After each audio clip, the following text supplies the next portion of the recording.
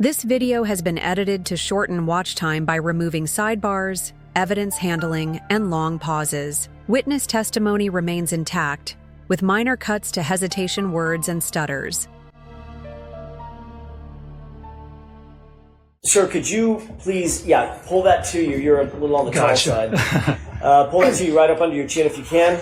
In a nice, clear voice, tell the jurors your name and spell your last name for us, please. Dr. Andrew John Rentschler, R-E-N-T-S-C-H-L-E-R. Sir, what do you do for a living? I'm a biomechanist, a biomechanical engineer, and an accident reconstructionist. Where do you work? I work for a company called ARCCA LLC. Tell us a little bit about ARCCA. What is ARCCA? ARCCA is an engineering consulting firm. So we do litigation type work, both civil and criminal, where we look at, for instance, I do biomechanics. So I look at injury causation in different types of events, motor vehicle accidents, pedestrian, automobile incidents, sports related injuries, industrial accidents. We also do accident reconstruction, as well as all types of really forensic type engineering. And we also do R&D, research and development, for private and governmental entities. What's your current title? I'm a vice president and director of biomechanics for the Midwest Division. The director position that you hold, that's the official position at ARCCA? That's correct, yes, sir. How are you ARCCA's senior biomechanist? I'm one of them, yes. And how long have you held the position of director of biomechanics and human factors? It's been at least 5 years. I don't recall exactly how long. What exactly is it biomechanist or biomechanist? Biomechanist, yeah.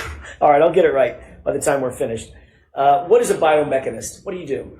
So a biomechanist really looks at the human body, and we look at the response of the human body to forces and accelerations. We apply traditional engineering, but to the human body. So a mechanical engineer, for instance, might look at a piece of steel, and you know the dimensions and size of the steel.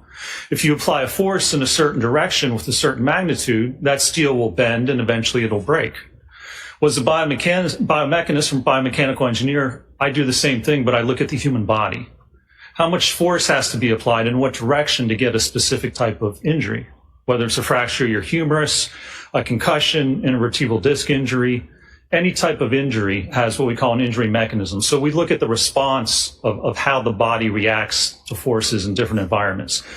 Ultimately, our hope is to actually help prevent and mitigate accidents. You know, motor vehicle incidents, we look at the design of airbags and seatbelts, sporting equipment, how can we reduce concussions and injuries associated with that. So ultimately, we try to figure out how to make the environment and the world safer for people in whatever type of interaction you might have. Is that sometimes called injury causation analysis?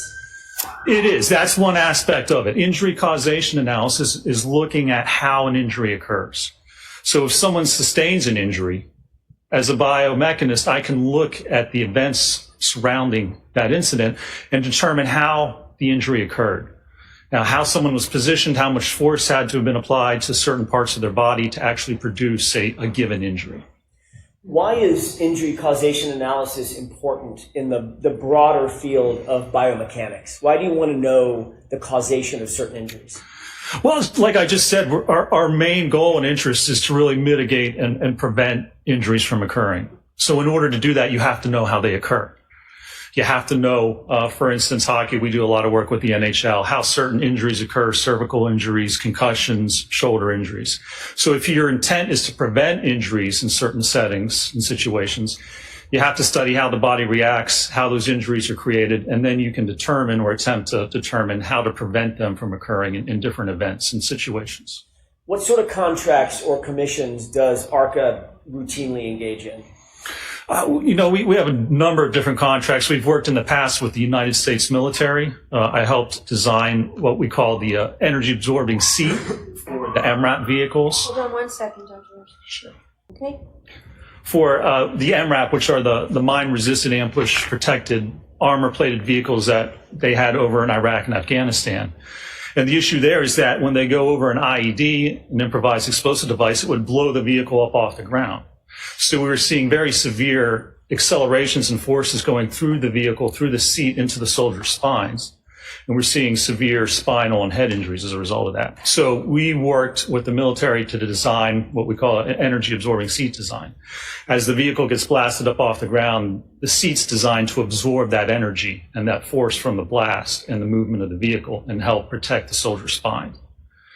We also, as I said, do a lot of work with the NHL. We work with the Department of Player Safety there, the National Hockey League. We look at the equipment, we look at helmets, trying to help prevent concussions, skate guards, how to prevent cuts and injuries due to the skates. One of the big things we did was actually redesign part of the rink.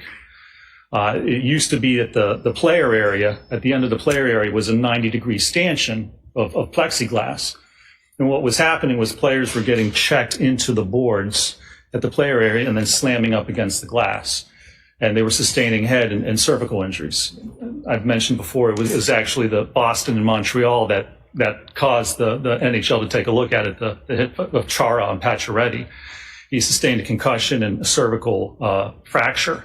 So they gave us part of the rink to the Winter Classic, the outdoor contest, and we used crash test dummies, hybrid 3, 50th percentile male dummies, and threw them into different configurations of glass. And ultimately, the new design that we developed is a curved piece of spring-loaded Lexan or plexiglass. So now when the players get checked into the boards, it absorbs that impact and they glance off of it. And it's helped prevent and pretty much mitigate any type of head or neck injuries as a result of player interaction at that part of the rink. Hockey players tend to be pretty big guys, right? They do, yes. You said you used the 50 percentile hybrid 3 as a crash test dummy, an ATD, to do your work in furtherance of the NHL contractor commission, correct? That's correct. Did you need to use a hybrid 3 that was the same size as these big, tall, 6'4", 230-pound hockey players? No, not at all. Why not? There's a 95th percentile male dummy, which not many people have or use. The 50th percentile male is basically the gold standard for crash test dummies. And you're probably most familiar with it if you see automotive manufacturers and the ads on TV where they put the crash test dummy in the car and run them into walls and flip them over. Well, they use the 50th percentile for all of those tests. And then they scale the actual injury assessment reference values to different size people. So they record the force off of that. And they might say, well, for the 50th percentile average person, you can sustain 180 Gs of acceleration to the head before you see a severe injury. And then they'll scale that and say, well, the hybrid 3 has to record, say, 300 Gs before someone twice that size gets hurt. So you just use one size dummy and then you scale that to whatever size person you're looking at or you want to actually investigate.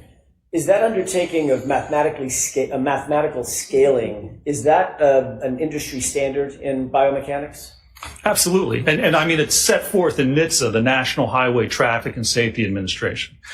The government sets the Federal Motor Vehicle Safety Standards, and that's all the crash tests that vehicles have to go through. And during those tests, they have to ensure that the values on the dummy, on the head, on the neck, on the spine, on the arms are below certain values to ensure that they're safe at specific speeds. And they scale, they have a certain papers, a lot of papers actually, which talk about scaling the values for different size people. Is that an accepted methodology in the scientific community? Oh, it certainly is, yes, sir. Dr. Rentschler, do you specialize in any particular research and analysis at ARCCA to evaluate the relationships between crash injuries and crash forces? I do, yes. What about kinematics? Kinematics is one of the specialties, yes, sir. Fancy word. Probably nobody knows. I didn't know it before I met some of the folks involved in this case. What does kinematics mean? Kinematics is just motion of the human body. So it's looking at how the body moves in different situations. Whether you're in a vehicle and it hits a wall, how does your body move? It moves forward. Will it load into the seatbelt? Does the airbag deploy? Or if you're a pedestrian and you're struck by a car, how does the body move as a result of that interaction? That allows us to look at the loading to the body. Forces are exerted on someone's body because their body's loaded by different objects or different forces. So kinematics is one of the first steps. If you're going to look at injury causation, you have to determine the kinematics of an event. What are human tolerances? Human tolerance is really just looking at how much force it takes to cause an injury. So there's been generations of testing to look at different forces. For instance, the humerus, the upper bone in your upper arm. How much force does it take to cause that fracture? They tested the cadaver bones. There's a lot of research for decades out there looking at different parts of the body, the ulna, the radius, the two bones in your forearm, skull fractures. Almost any type of injury, again, has an injury mechanism, and in order to determine how it occurs, we have to look at tolerance. How much force can the body withstand before you start to see a specific injury occur? Doctor, how long have you worked at ARCCA? I've been with ARCCA now for about 17 and a half years. How many cases have you been a part of in terms of investigating or conducting crash injury analysis?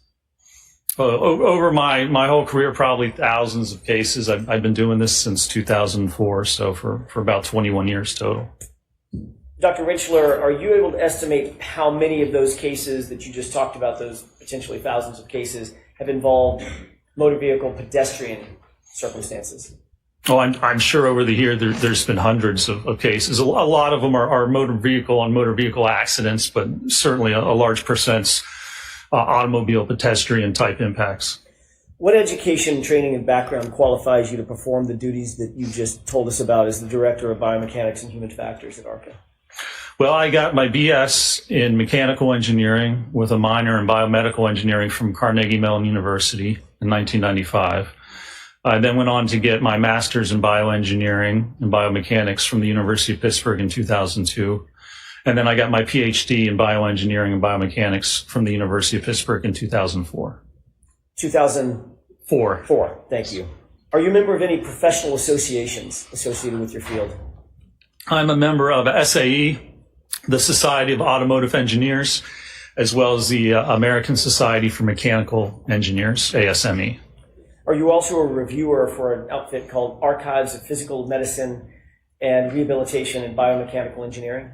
I have. I've done peer-reviewed articles for those journals before, yes, sir. When you say peer-reviewed articles, you're the peer reviewer? That's right. If you want to submit a scientific article to a journal, you'll write that manuscript and then submit it to the journal, and then they'll send it out to other experts or peers in that same field, probably 3 others normally. And then they'll review that transcript, send it back with any suggested revisions. And then usually the author will make changes, send it out again, and that's how it gets accepted. Usually it goes through several different iterations before a paper is actually published. Have you received any additional training following your PhD, formal training or otherwise, in the field of biomechanics? I have, yes. Describe some of that for us, please. Throughout the years, I've taken classes through the NTSB, National Transportation Safety Board, as well as SAE, as I said, Society of Automotive Engineers, and at different universities, Virginia Tech, different seminars and classes with respect to biomechanics. Is that normal to, even for someone at your education level, a PhD, to take continuing education to stay up on issues in your field? It is. You take continuing education and then also just working with your peers. And when you work in a certain company, for instance, at ARCCA, we don't do just litigation. We do the research and development. We have an epic sports branch at ARCCA where we look at sports performance of athletes, how to help them perform better, whether you're a baseball player or volleyball player. So it's really the experience and the work that you do that also helps keep you up to date with technology and the different aspects of that field. Does some of that additional education include biomechanics of high-impact injuries that was offered by the NTSB? That's correct, yes. Methodology and techniques of crash data retrieval offered by IPTM? Correct, yes. What is the IPTM? That's the Institute for Police Technology and Management. It's actually a school down in Jacksonville, Florida, that offers basically vehicle crash reconstruction and biomechanical classes. What about human factors in traffic crash reconstruction, also offered by the same outfit? Yes. Did you take a course in automobile safety and injury biomechanics from, is this the one from Virginia Tech? That's correct, yes. Okay. Did SAE offer a course in injuries, anatomy, biomechanics, and federal regulations? Yes, that was in Detroit, I think, where SAE is based. And you took that seminar as well? Yes. What about vehicle accident reconstruction methods offered by the SAE? I've taken that class before, yes. Linear momentum analysis offered by CAARS? That was, yes, in a class out in California. Motor vehicle accident reconstruction offered by SAE. I've taken that class as well, yes. Advanced collision investigations out of California law enforcement. Yeah, I believe that was a 2-week class I took. That's the introductory class that they give to the sheriff's department and police officers out in California. And what about the post-collision passenger vehicle inspection and seatbelt analysis offered by CARS, C-A-A-R-S? I've taken that as well, yes, sir. Have you published in peer-reviewed articles and book chapters? You said you were a reviewer. Have you actually published yourself along with you and your colleagues? I have published, and that was mainly when I was in graduate school doing graduate work. I worked at the Human Engineering Research Lab. We helped people with disabilities, so we looked at people in wheelchairs, manual wheelchair users, looked at the forces acting on the arms, how to help reduce injuries, rotator cuff tears, carpal tunnel syndrome, things such as that. So I did publish primarily when I was in graduate school at the University of Pittsburgh. When you were in graduate school, approximately how many publications did you participate in, either yourself or with colleagues? Probably 10 or 12 papers, and then some abstracts, and I believe a book chapter as well. Have you been qualified in other courts to testify as an expert in the area of biomechanics and accident reconstruction? I have, yes. Approximately how many times? Oh, I've testified throughout my career probably over 150 times in both state and federal courts throughout the country. I want to talk to you for a second, Dr. Rentschler, about how you began working on this particular case, the case that's before the bench. When were you initially retained in connection with this case? We were initially retained, I believe it was for the first trial. It was, I believe, maybe it was the fall prior to that actual trial that was last year. All right. When you were, by the way, initially, were you hired by the defense? No, we were not. Were you hired by the Commonwealth? We were not, no. Was that a separate agency that hired you? It was, yes. It wasn't an insurance company, was it? It was not, no, sir. Okay. What were you initially asked to do by this separate entity? Initially, we were kind of constrained in what we were asked to do and to review, but we were asked to evaluate whether the injuries sustained by Mr. O'Keefe were consistent with being struck by the Lexus. And who at ARCCA was assigned on the team to undertake this commission? There was myself, Dr. Dan Wolf, and I believe Mr. Scott Klein was another engineer who was involved. And did all three of you join in the analysis that ultimately ended up in a report that you authored, or the three of you authored together? We did, yes, sir. What materials did you review in furtherance of your initial consultation in this matter? Obviously, I looked at the medical records. We looked at photographs of the vehicles, information about the vehicle, photographs of the actual incident scene, various information pertaining to the Lexus itself. You know who Dr. Dan Wolf is? I do, yes. Is that the other person, the Dan Wolf, the Dr. Wolf that you just mentioned? That's correct, yes. Did you and Dr. Wolf look at basically the same set of information? You were provided the same set of information? We did, yes. We were provided a tranche of information that all three of us looked at, yes. Can you explain the difference between your area of expertise and Dr. Wolf's area of expertise? I don't want you to get into his analysis, just what area he covers. In other words, you're dealing with a Lexus and pedestrian, Mr. John O'Keefe, correct? Correct, yes. What's the difference between the analysis that you undertook and the responsibilities of Dr. Dan Wolf? So Dr. Wolf really concentrated looking at the vehicle itself and the damage to the vehicle, the damage to the taillight, which is really the only damage we have to that vehicle. And so his analysis pertained to evaluating the force associated with producing that damage, what's consistent with causing that type of fracture and damage to the taillight itself.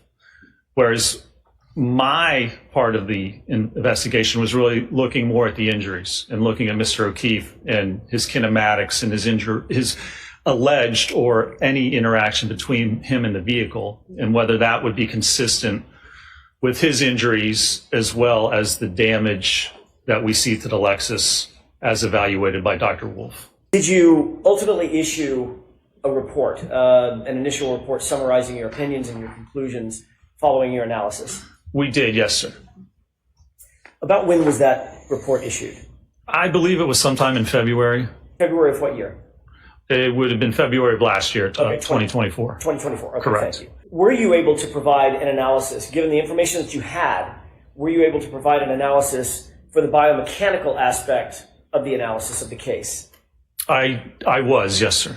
All right. Did you review medical records and other materials? I did, yes. Did you make note of anything with regard to Mr. O'Keefe's injury or injuries based on what you reviewed initially when you began your analysis? I did, yes. Can you describe what you noted in terms of Mr. O'Keefe's injuries? There were really just two basically different areas of injury. There was injury to the head. There was a laceration on the rear kind of right occipital region of the head, which resulted in fractures, an occipital skull fracture, which is the rear part of your skull, as well as basilar skull fractures that propagated up through the skull. And then there were injuries which were noted or diagnosed to be superficial abrasions along his right arm. What is a subscapular hemorrhage? Subscapular is... Yes. Yeah. With respect to the head, is that what? Yes. As it relates to the head. Yes. Well, so when we talk about there's subarachnoid, there's PIA hemorrhages, but basically they're hemorrhages, and scapular is hemorrhage under the scalp, but above the skull. So subdural is within on the surface of the brain, but scapular means that it's a hematoma or bleeding that occurs under the scalp but above the actual skull. Did you note subscapular hemorrhage in your analysis of Mr. O'Keefe's injuries? There was, yes, I believe there was extensive subscapular hemorrhaging. What about skull fractures? There were, as I described, occipital skull fracture in the back of the skull that then propagated forward, the calvarium as well as the basilar or the base of the skull. You mentioned subdural hemorrhage as one of the issues that you would look at normally. Did you note whether Mr. O'Keefe suffered from subdural hemorrhage? He did, yes. He had sustained subdural hemorrhage as a result. And also subarachnoid hemorrhage? Correct, yes. What about bilateral orbital ecchymosis? He did, yes, bruising along the eyes, basically. What does bilateral mean? Both? Bilateral means left and right, correct. Did you note a 1 centimeter or approximately 1 centimeter laceration to the upper right eyelid? There was, yes, 1 centimeter, yeah, and so, that's a little less than half an inch laceration right above the right eye. What about abrasions to the anterior and left aspect of the nose?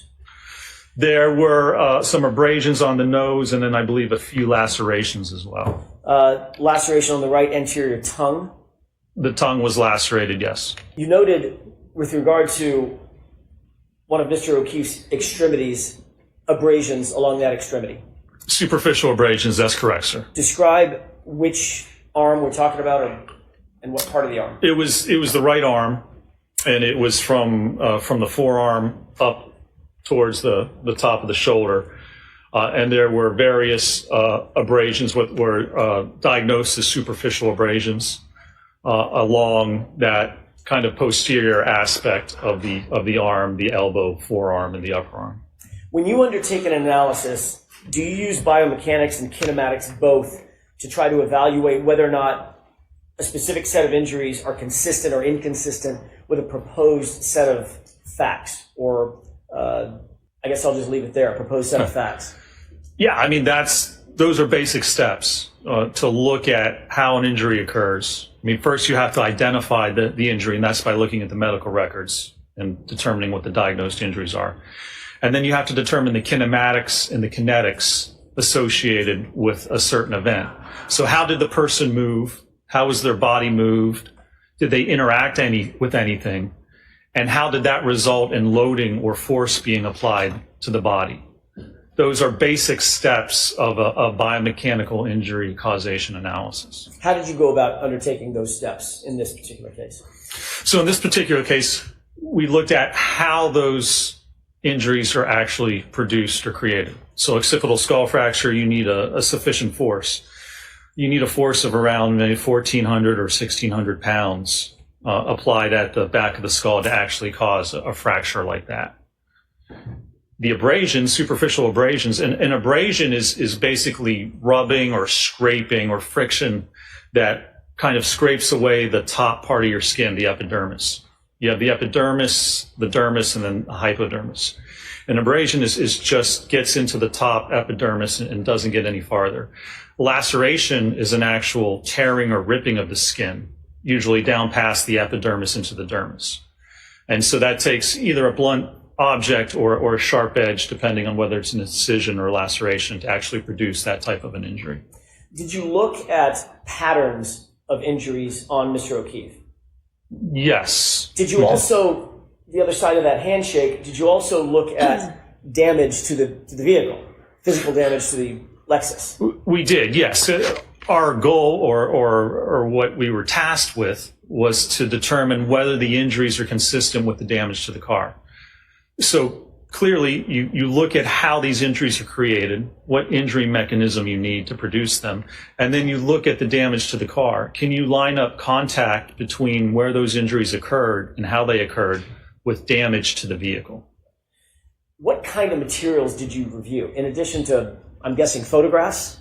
Photographs, yes, autopsy photographs, as well as photographs of the vehicle and the damage to the Lexus. What about medical records, hospital records, things of that nature?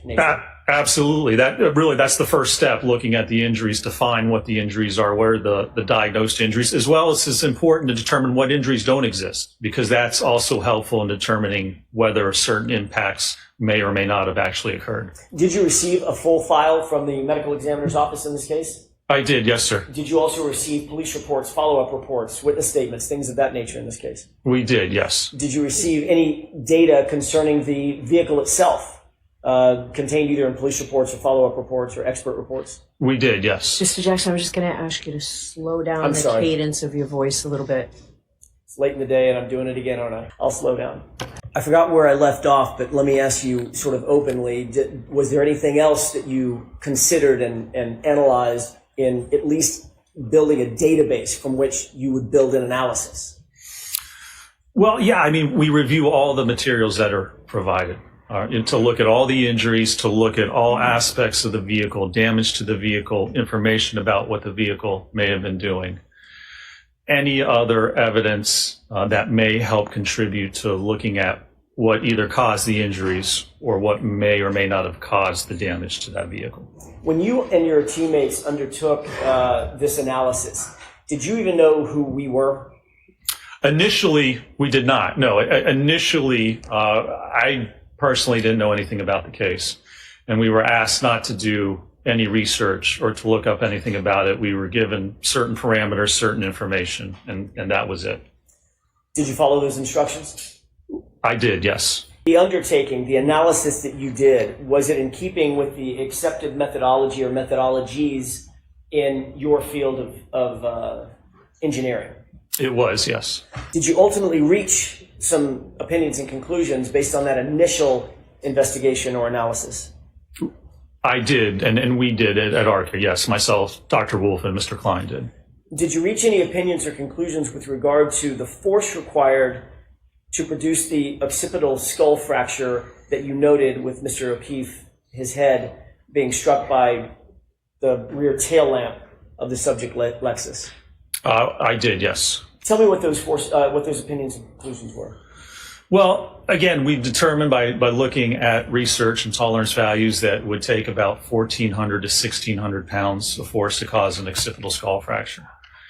Now, we were tasked with looking at, again, could that result from impact with the car? So one of the things we did is we took a head from a dummy basically that's instrumented with accelerometers, and we dropped it onto a taillight cover to attain a speed of 15 miles an hour.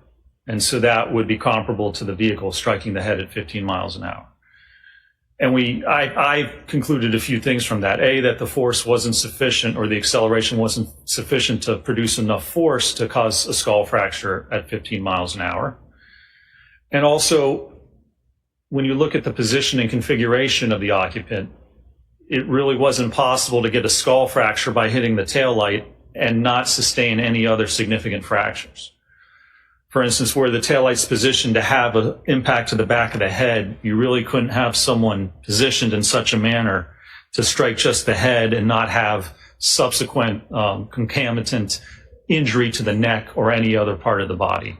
So my findings with respect to the skull or the occipital skull fractures was that it likely did not occur as a result of contact, specifically with the tail light cover on the rear passenger side of the Lexus.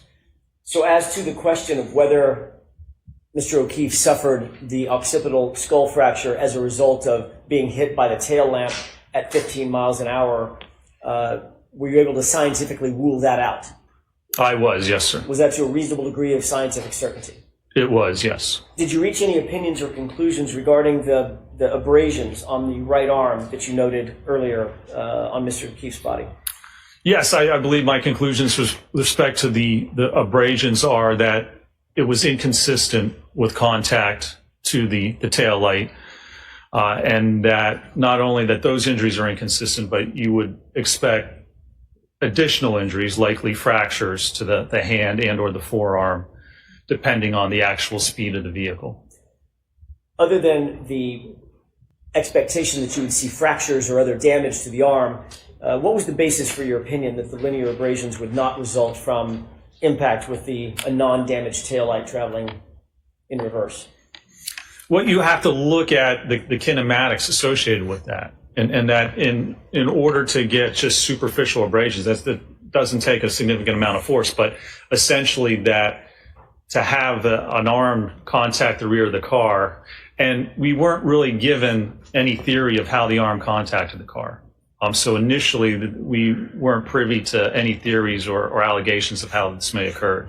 So just generally speaking, looking at the arm, how it would contact the car, and subsequent movement and interaction with the light cover, my opinion was that the injuries would be inconsistent, or the injuries that Mr. O'Keefe sustained on his right arm and didn't sustain would be inconsistent with actual interaction with the taillight. Doctor, were your opinions and conclusions, along with those of your colleagues, reduced to a report? They were, yes, sir. Was that report, to your knowledge, ultimately turned over to both the defense and the Commonwealth in this case? To my knowledge, it was, yes, sir. I'm going to change gears for a second and bring us forward to the spring of 2024, after February of 2024, moving into the start of 2025. Did the defense at some point reach out to ARCCA and contact you and Dr. Wolf? They did, yes. That was back in 2024 after the spring, correct? That's correct, yes. At some point, did the defense engage you specifically to testify? Yes. This year? This year? This year, meaning yes. This trial? For this trial, yes. Okay. Yes, correct. Were you asked to conduct further testing in furtherance of your potential testimony in this trial? We were, yes, sir. And were you provided additional materials from the defense in furtherance of your potential testimony and your testing? We were, yes, we were provided additional material with respect to, yes, the theory of how this may have occurred and how Mr. O'Keefe may have sustained his injuries, allegedly. Included in the materials that you were provided in anticipation of your testimony in this case, in this trial, were you provided anything from a company called Aperture? We were, yes. What were you provided from Aperture? We were provided a written report from Aperture, a PowerPoint presentation, about 140 some pages from Aperture, and then a file material, I believe, what was reviewed and the results of some testing that Aperture had conducted with respect to this case. Was it your understanding that the Aperture PowerPoint was authored by a particular individual? Yes, sir. Who authored that PowerPoint as far as you knew it? As far as I'm aware, it was Dr. Judson Welcher. All right, Mr. Jackson, whenever you're ready. Are you ready, Doctor? I am, yes, Your Honor. Okay. Thank you, Your Honor. Dr. Rentschler, good morning. Good morning. Yesterday, when we last left off, we were discussing materials that you had been provided to review, and you described much of that material in furtherance of your answer that you were asked to review certain data and undertake certain testing as it relates to testing that was done by Aperture, correct? That's correct, yes. Did you prepare a PowerPoint presentation to illustrate the analysis and methodology in your review and testing of this case? I did, yes, sir. Did you bring that with you today? I did indeed. Let me know whenever you're ready, Dr. Rentschler. Sure. You want me to bring up the PowerPoint? If you could bring up the first slide, let's start with that. Is this representative of the PowerPoint that you presented, that you prepared for presentation for the jurors?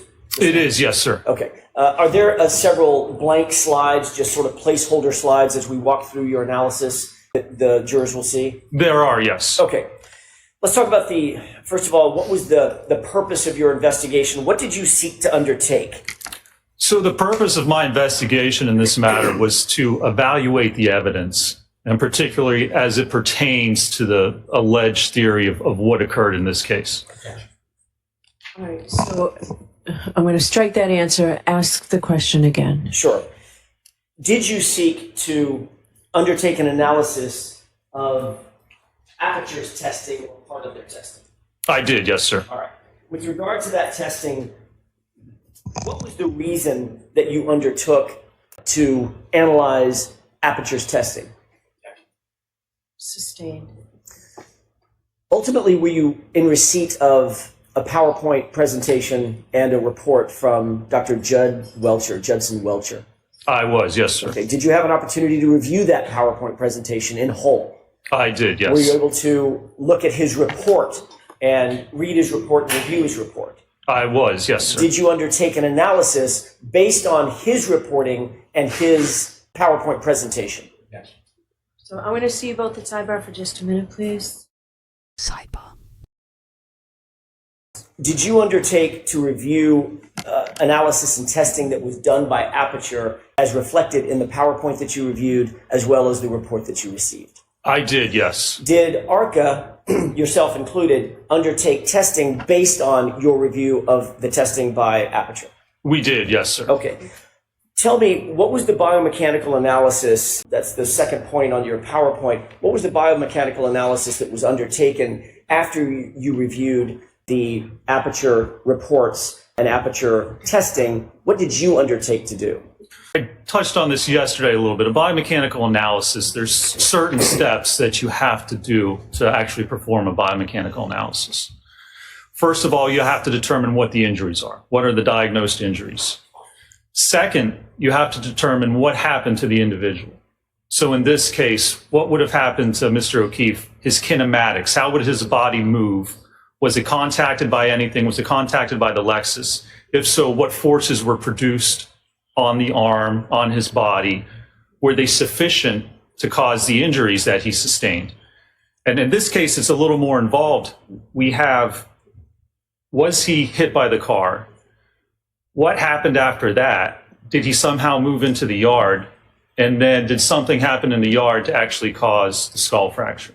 So in order to determine if that's what actually occurred in this case, you have to look at each of those three separate events. And you have to evaluate that from a biomechanical analysis by looking at the force, looking at the kinematics, looking at a human tolerance, and determining or attempting to determine what happened. Now, if you try to determine what happened, not only do you have to prove that that was the case and the facts support that that's what occurred, you also have to eliminate all other possibilities. Because if you're saying this is how it happened, not only do you have to show that that's true. So next question, and I'm going to strike that. Next question. Is there an element of differential diagnosis that goes into biomechanical analysis? There is, absolutely. Explain that for us, please. Let me demonstrate. So there are several peer-reviewed articles that I reference. Is this slide number 2, by the way? This is slide number 2. Thank you. Correct. This is injury reconstruction biomechanical analysis of accidental injury. And that sets forth the methodology that I just described. It's well written about, well reviewed in peer-reviewed articles. This is the method you need. If you're going to opine on biomechanics, this is the method you need to do, the steps you need to go through in order to provide an actual opinion. And describe that method just a little bit further. Does that include testing? That includes testing. Does that include both lab testing and field testing if it's possible? Absolutely. Yes. Explain that. In fact, let me explain. Let me get through here. I just had a couple examples here. This third slide, another reference about biomechanical analysis. Again, it's all throughout the literature, very well established how to do this. Now, it's all based on the scientific method, okay? And the scientific method, which It was really established back in the 1620s. But this tells you how to do a proper scientific analysis. So you have an observation, you observe something. So in this case, you might say, all right, there's superficial abrasions to Mr. O'Keefe's arm, and there's a shattered taillight. Are those two things related? Well, the first thing you do is you research the topic area. You look through the literature, you find or look for any examples of that happening. You see if there's any reports or peer-reviewed articles written about this very occurrence. Can you actually demonstrate that if your arm hit the taillight would shatter and cause those abrasions? If this occurs or is a common occurrence, it should be in the literature. You should be able to find information about it. Then you form a hypothesis.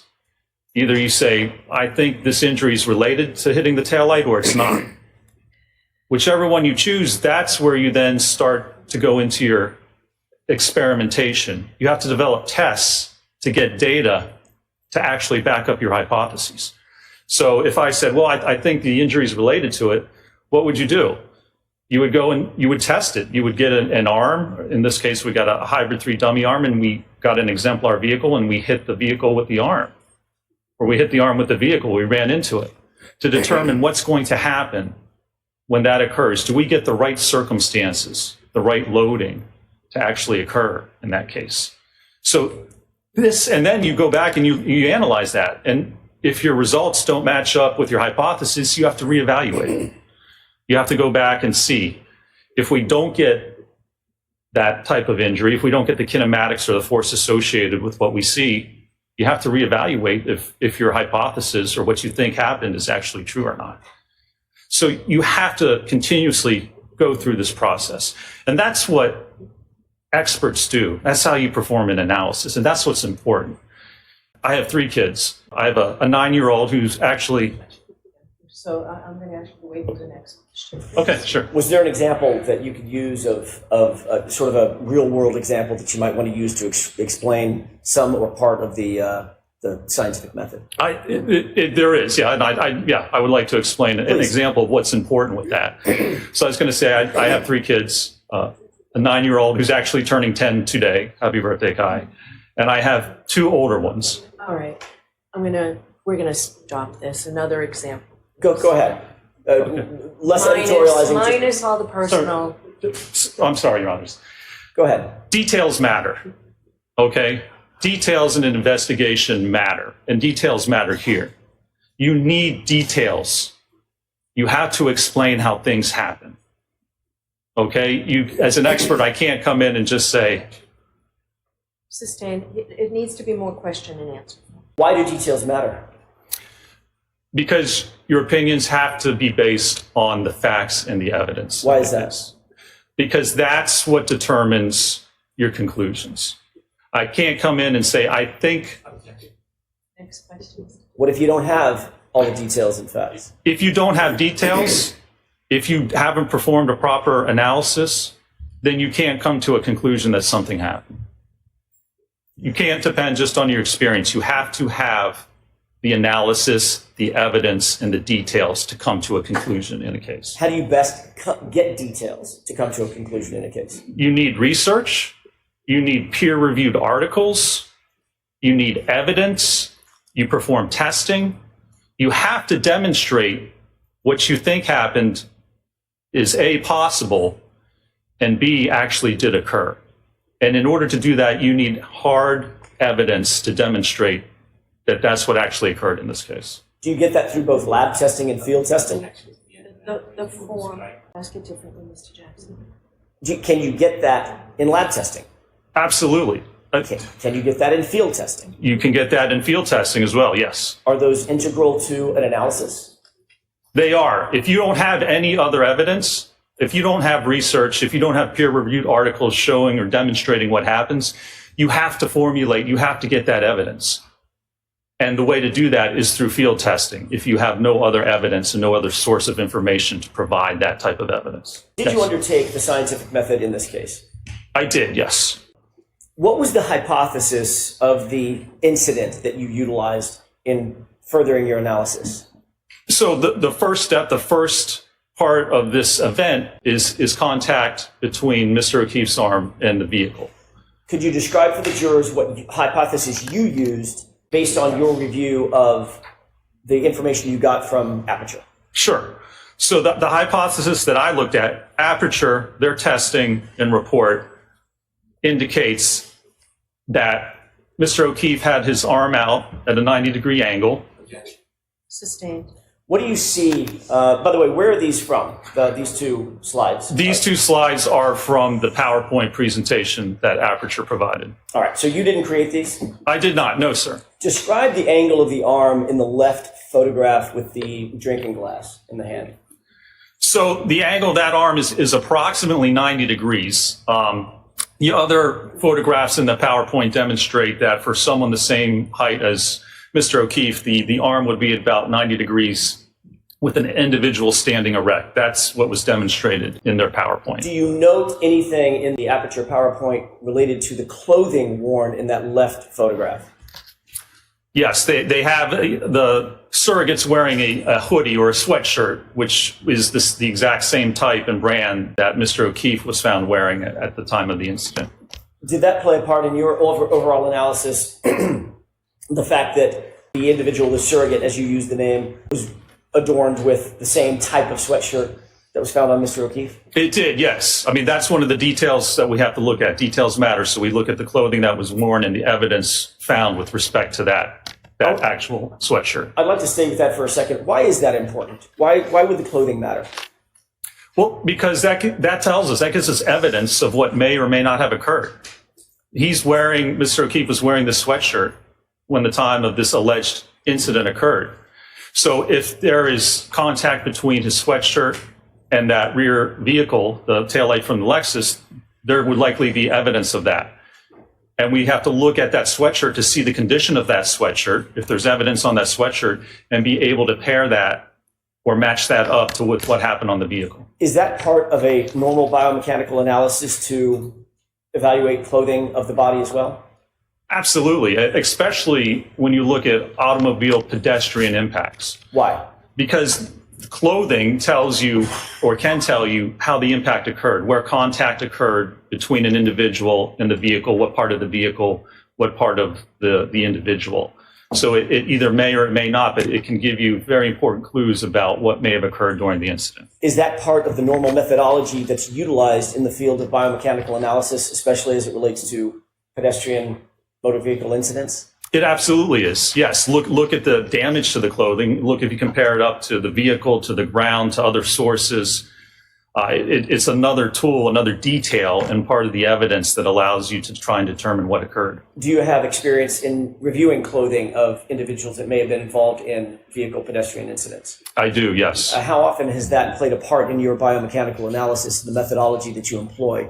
It happens quite often when we look at automobile pedestrian impacts. That's really one of the steps that you need to do. You need to look at the clothing, you need to look at that evidence and see if that matches up with any other evidence in the case. Would it be a proper methodology to just ignore the clothing in a vehicle pedestrian incident? It would be, yes. I mean, it's really one of the first things you should do. I'm sorry, my question was, would it be proper if you just wholly ignored it? No, it would be improper. It would not be proper. It would be improper if you just ignored it. You've talked about the left photograph. What is the right, the short video? So this short video is what I refer to as the paint transfer test that was performed by Aperture.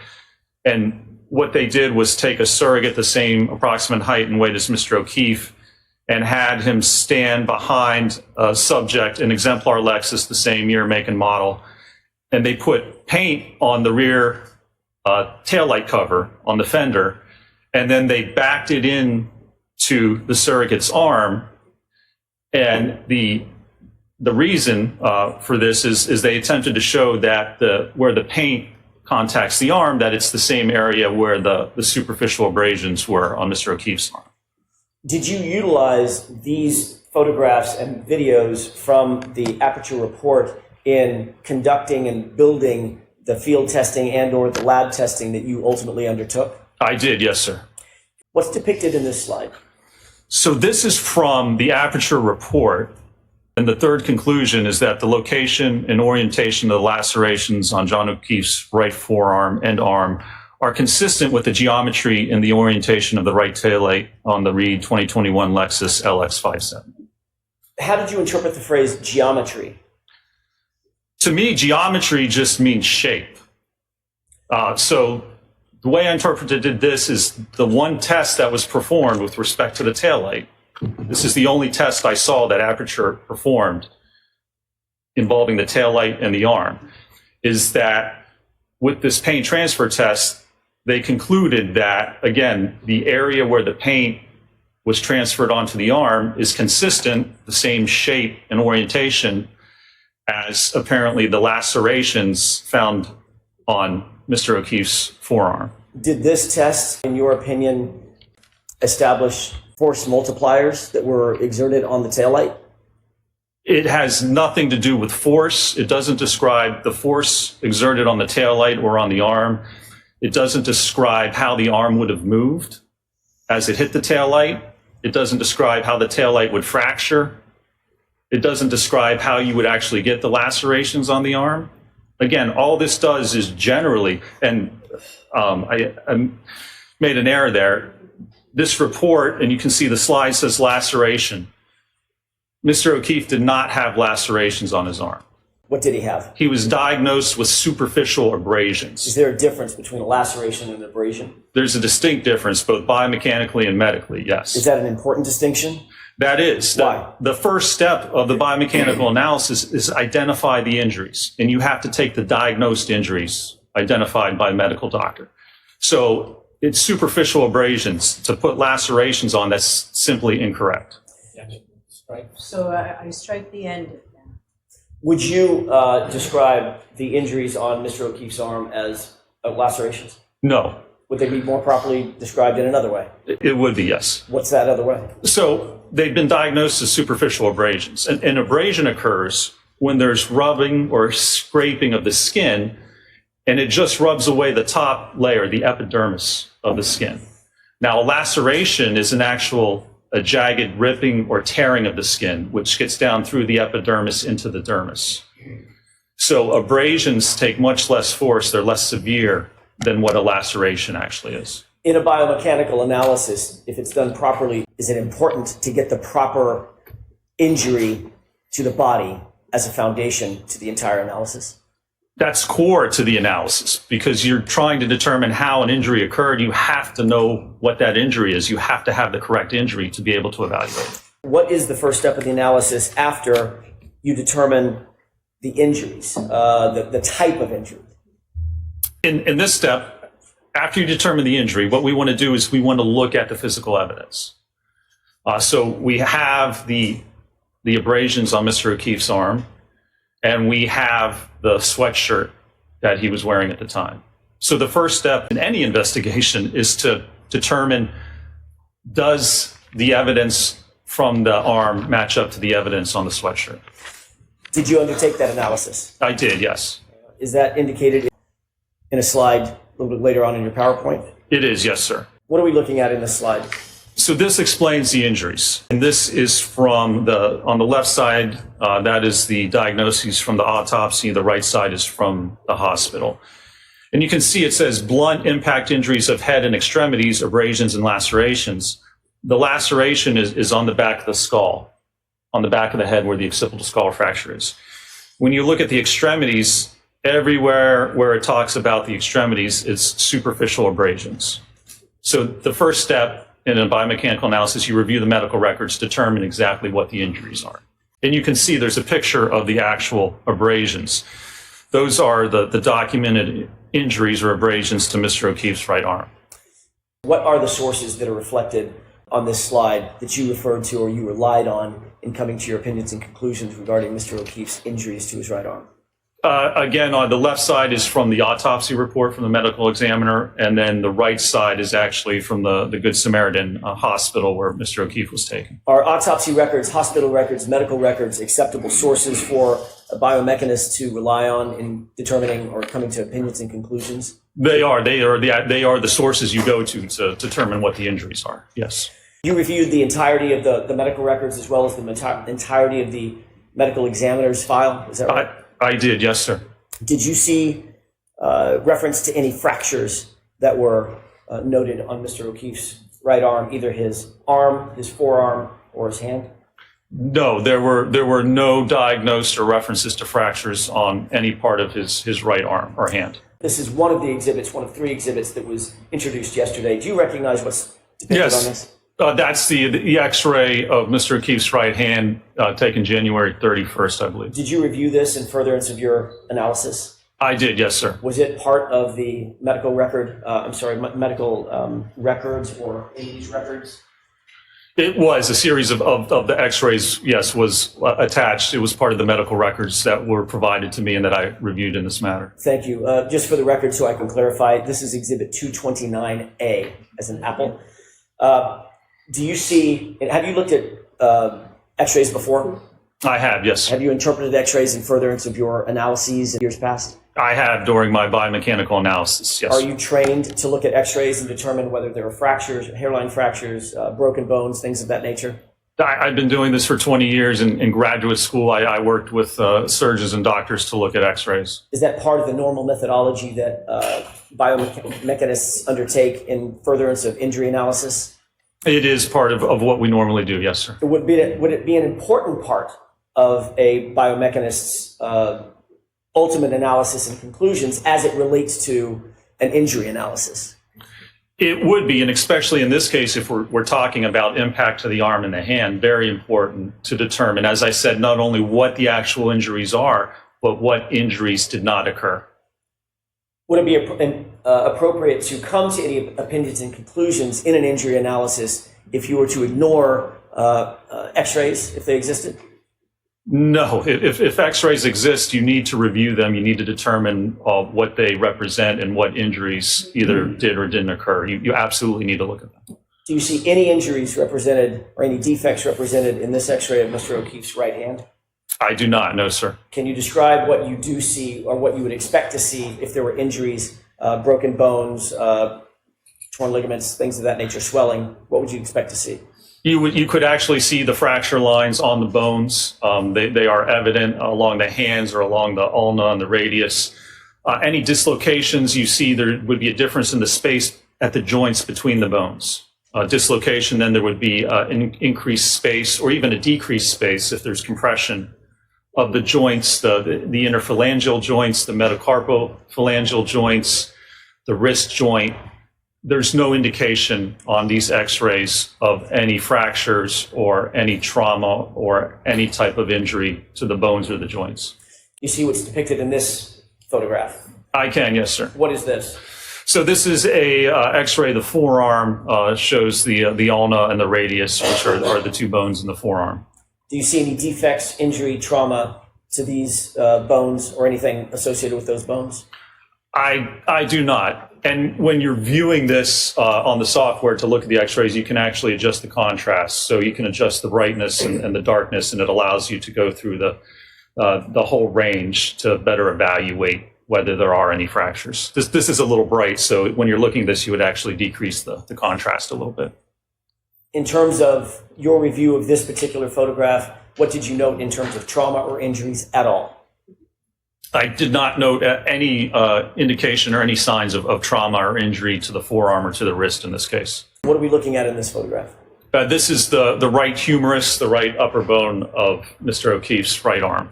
Do you notice, or did you note, did you review this in furtherance of your analysis? I did, yes, sir. Did you note any defects, trauma, injuries at all with regard to the bone is the humerus. The humerus? I did not, no, sir. What about the joints associated with the humerus, top or bottom?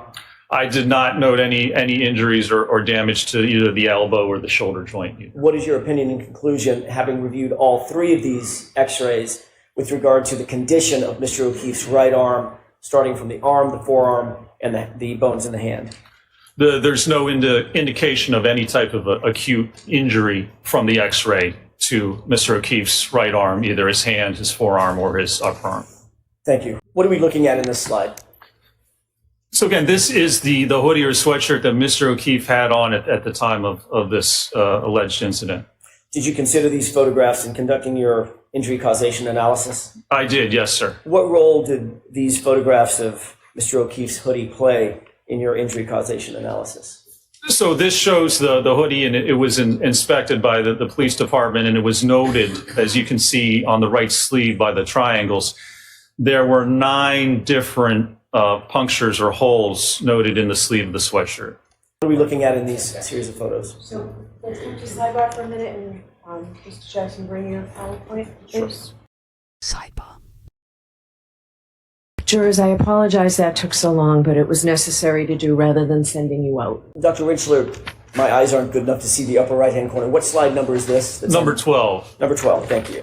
Did you look at these photographs and consider these photographs in furtherance of your ultimate conclusion? I did, yes, sir. Did you also look at and consider these photographs in coming to your ultimate conclusion? I did, yes. Did you look at and consider these photographs in coming to your conclusions and opinions regarding this case? Yes, sir. What are we looking at in slide 18? So this is Mr. O'Keefe's right arm at autopsy, and they're holding up a ruler to demonstrate the size and dimensions of the abrasions. And what are the yellow indicators? Those are indicators I added based on the length of the ruler to show the approximate size, length, and width of those abrasions. Was it important in your biomechanical analysis to measure and denote all the injuries? It was, yes. Did you actually count the number of injuries on Mr. O'Keefe's arm? I did, yes. How many injuries did he have? How many distinct and separate injuries did Mr. O'Keefe's arm present? Conservatively, I counted 36 different superficial abrasions on his right arm. And did you go through all the photographs in an effort to count and distinguish one abrasion and one defect on his skin from another? I did, yes, sir. And you said conservatively 36 separate abrasions, correct? That's correct. What does that mean in terms of the mechanism that you would expect to cause that abrasion? Well, you need 36 different points of contact to get through the sweatshirt and get to the skin to actually cause abrasion to the skin. 36 different separate points of contact to the skin. How many defects, remind us, how many defects were noted by the crime lab in Mr. O'Keefe's right sleeve? 9 defects. Can you scroll to slide 22 quickly, please? What is this? This is a slide, again, from Aperture, from their PowerPoint. It's the only slide, the only photo, the only indication of the hoodie that I found in their analysis. And it also has pictures showing, looks like they try to line up the top of that taillight cover. Sustained. Do you see there's some sort of marking on that lower left photograph with some yellow lines? I do, yes. How did you analyze that marking? I analyzed that. It goes through the part of the taillight cover and then goes through part of the upper arm of the surrogate. And there's a parallel line to it a little bit in a V shape. There's a parallel line below it. How did you analyze that line? I analyzed that as apparently showing that the area of the taillight. So not apparently. What did you How did you analyze? interpret that? I interpreted that represents that area of the taillight corresponds to the area of the upper arm. And there's a red dotted line around the taillight, correct? Correct. How did you interpret what that represents? That was the part of the taillight that fractured. Did you put any of these lines on there, or are these all from Aperture? These are all from Aperture. I did not put any of those on there. You see the small, it's vertical photograph of Mr. O'Keefe's arm? I do, yes. Did you note anywhere in the Aperture report a denotation of the number of abrasions, counting the number of abrasions on Mr. O'Keefe's arm? There's no denotation, no indication that the number of abrasions were ever counted. No, sir. Ultimately, based on your review of all of your testing, did you come to an opinion or a conclusion as to whether or not the abrasions on Mr. O'Keefe's arm are consistent with striking the right rear taillight of the Lexus? I did, yes. And what is that conclusion? That they're inconsistent with striking the taillight or being produced as a result of contact with the taillight. Why did you come to that conclusion? There's a number of reasons that I came to. First of all, the abrasions, the numbers don't correspond to the number of holes or... Sustained. Did you consider, without counting the number of abrasions and the number of holes, did you consider the abrasions? I did, yes. Did you consider the sweatshirt? I did. Was that an important part of your analysis? It was, yes. What else did you consider? I considered that it was not possible to line up 36 different abrasions with So I'm going to strike that answer, ask it differently. Your Honor, if he could finish his answer. He was about to say contact with the taillight. Yep, so ask it differently, Mr. Jackson. Sure. What did the 36 abrasions, conservatively, and their interaction with the taillight have to do with your ultimate opinion and conclusion? Well, that you have to, if those abrasions came from contact with the taillight, you have to be able to correlate them and line them up with contact, 36 different contacts from the taillight. And ultimately, based on your understanding of Aperture's review and the photographs that you saw, you were presuming, based on Aperture's testing, that Mr. O'Keefe was wearing that hoodie. Is that correct? Sustained. What was the condition? Let me ask it this way. There's a photograph in the Aperture report that we're looking at with blue paint on an arm, right? Correct. Is that your understanding, or did you test that Mr. O'Keefe could have been hit wearing short sleeves? No. What did you test? What was your presumption and assumption in your testing? That he was wearing the hoodie that was found on him at the time. With the 9 holes in the right sleeve? With the 9 holes in the right sleeve. Watch the form of the question, Mr. Jackson. Sure. Let's go to the next slide, please. What is this? These are the top 2 and bottom right slide are from the Aperture PowerPoint. How did you interpret the 2 photographs on the right, the parallel lines and the red lines in that slide? The parallel lines correspond to an area of the fractured tail light, and then the red dotted line corresponds to an area of abrasions on Mr. O'Keefe's upper arm, and there's a red arrow pointing to part of the fractured tail light. Can we go to the next slide, please? What are we looking at in this slide?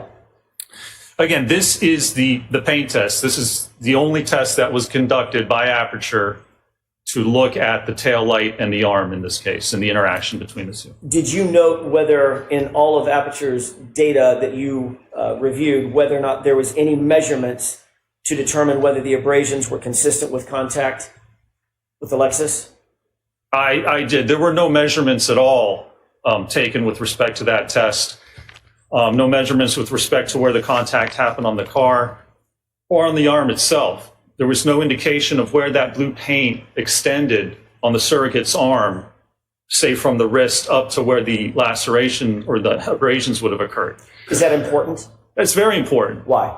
Because you can't say that the area where the blue paint is corresponds to the area of the abrasions if you don't take measurements. If you just eyeball it, all you can say is by eyeballing it, it looks approximately the same. But that's not scientific. You can't come to an actual conclusion that where that paint covers the arm is where those abrasions actually were. They could lie outside, they could lie forward, they could lie above that painted area. You can't say with any scientific certainty that that area of paint corresponds to where the abrasions are. In this motion video and the still photograph to the left in slide 24, is that what we're on, 24? We are, yes, sir. What did you note with regard to the positioning of the surrogate's arm? I think that's Mr. Welcher, as it relates to the taillight and the back of the SUV. Yes, the positioning of the arm in the photographs as well as the one test that was performed, the arm is approximately 90 degrees. Level in line with the rear taillight of the vehicle. Did you seek to do any testing approximating the positioning of the arm as you saw it, as you interpreted it in the Aperture data? I did, yes, sir. What were you seeking to determine when you did your testing? Well, if we want to determine whether the orientation and the position of the abrasions on the arm correspond to the taillight, you have to have the arm in the position that you claim it struck the taillight and then look at the abrasions. Because if you're looking at orientation and the direction of the abrasions, You can't look at how they exist with the arm. The only pictures of the arm, of the abrasions, are with Mr. O'Keefe's arm extended. But that's not how he would have had it, according to the test. It would have been at a 90-degree angle. Dr. Rentschler, were there any peer-reviewed articles cited in connection with Aperture's paint transfer test? I did not see, I was not provided a single peer-reviewed article with respect to the paint test or any indication of any test or article looking at arm contact with a vehicle or a taillight cover. Can we go to slide 25? What are we looking at in this slide? So in this slide, the picture on the far left is the photographs provided from the autopsy in hospital with Mr. O'Keefe's right arm fully extended. Again, those are the only photographs we have. What about the photograph in the middle and to the far right? In the middle and the far right, what I did was actually take that arm and then rotate the forearm to put it in a position that it would be in, as demonstrated by the paint test, with the arm at approximately 90 degrees. What was the import of this undertaking? Well, if you look at the paint test and the way the arm's at 90 degrees and having the car come and essentially contact and push the arm out of the way, that's going to give you or tell you the directionality or the direction of the abrasions. Because if you have your arm at a right angle and the vehicle comes and pushes and slides against it, on that forearm, you would expect those abrasions to be horizontal, to be in line with that forearm. Are they? They're not. You can see some of them are vertical, some of them are angled, some of them it's hard to tell what the directionality is. But if your arm, again, is being struck and pushed this way, as it's pushed and as the car goes by, if this would occur in this manner, you would expect those abrasions to be horizontal in the direction that the vehicle is actually traveling. When you say horizontal, do you mean horizontal from the elbow to the wrist? Correct, or parallel, yes, with the forearm. Can we go to slide 26, please? This is yet again the same video that we saw earlier? That is correct. This is the paint test video, yes. And what has to happen in order for the paint in this test to reach the upper forearm?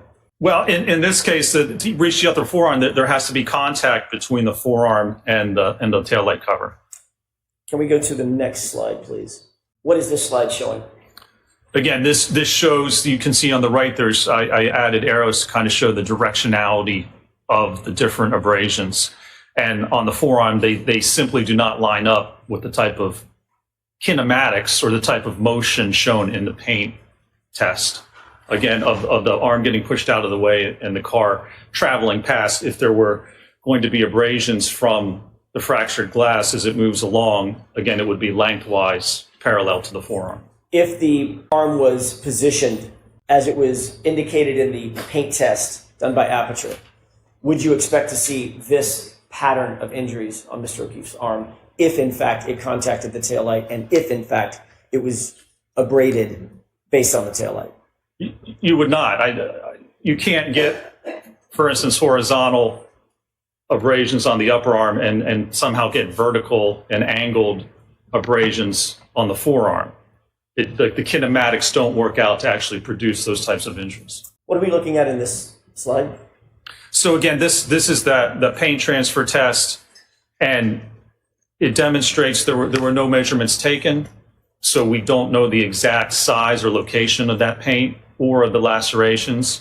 And you can see the photograph on the right basically shows that after doing the test, a picture of the right arm was put next to it and basically eyeballed to say it's the same. Well, it's only approximately the same area. So I'm going to strike that. So next question. Do you see any measurements, any tape measures, any laser measuring equipment, anything like that in that right photograph? Nothing. No types of measurements whatsoever. Can we go to the next slide, please? This is, on the left, the same video that we've seen several times, correct? That's correct. What are we looking at on the photograph on the right? So on the right, it is the video of this test taken from the side of the vehicle. Did you notice anything of note in this angle of the paint transfer test? I did. I slowed this video down, and so as you can see, as it starts out, and you'll see the vehicle starts to slowly back. So there was no photographs showing the position of the arm in the back of the car. The video is from the side, and the top video, you can't tell where the arm is positioned against the tailgate. But whatever positions it's at, you can see as the car backs up here, look at the elbow and the upper arm. If the car backed directly in this direction, there would be no contact with that elbow or the upper arm. And remember, this test is to show where the paint would transfer and if that correlates to the lacerations. You mean, before you start the video, when you say there would be no contact with the elbow or the upper arm, you mean the biceps area and from the elbow up? That's correct. Is that based on the photograph on the right and the positioning of the surrogate? Exactly. You can see right now, if the car just backed directly straight back, it would not contact the elbow or the upper arm. Before you play the video, what did you note when the car from the angle to the right of the video on the right? What did you note as the car, just before the car starts to make contact with the surrogate? What did you note? So in order to get that pattern on the arm, right as the car contacts the arm, the surrogate pushes his elbow forward, leans into the car against the light, and then rolls off. Can you play that for us, please?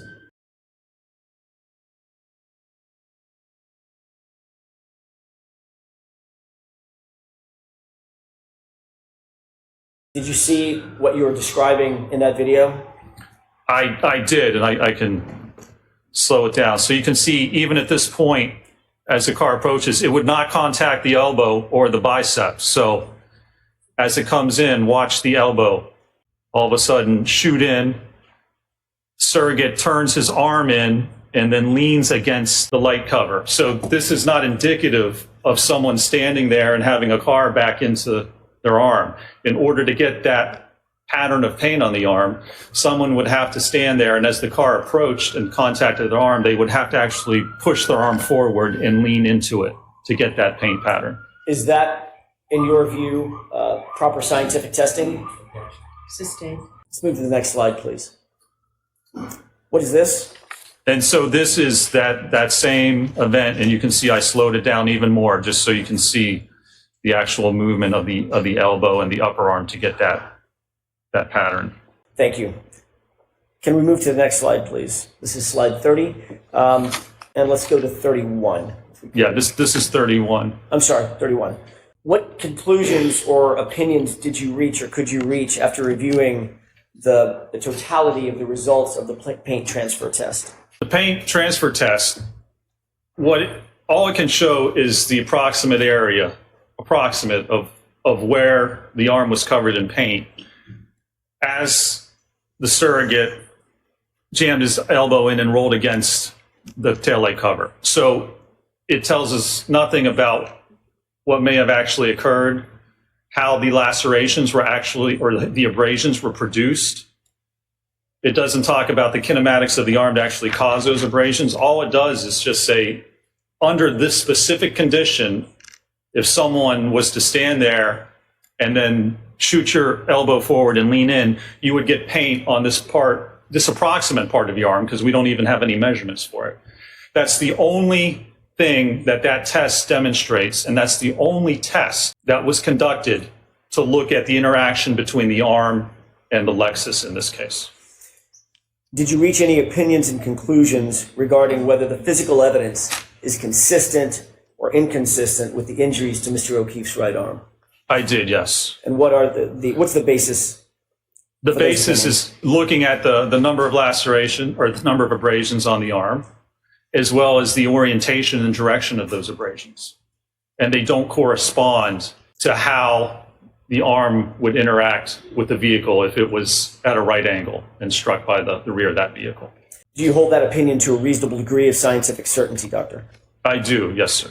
Did any of the testing that you saw in terms of the paint transfer test or any other testing that you saw included in the Aperture report and the Aperture PowerPoint presentation indicate that there was any consistency or any results that were consistent with Mr. O'Keefe's right arm being struck by the taillight, causing 36 plus abrasions to his right arm while wearing the shirt, the sweatshirt with 9 holes in it? That's sustained. You have to ask that differently, Mr. Jackson.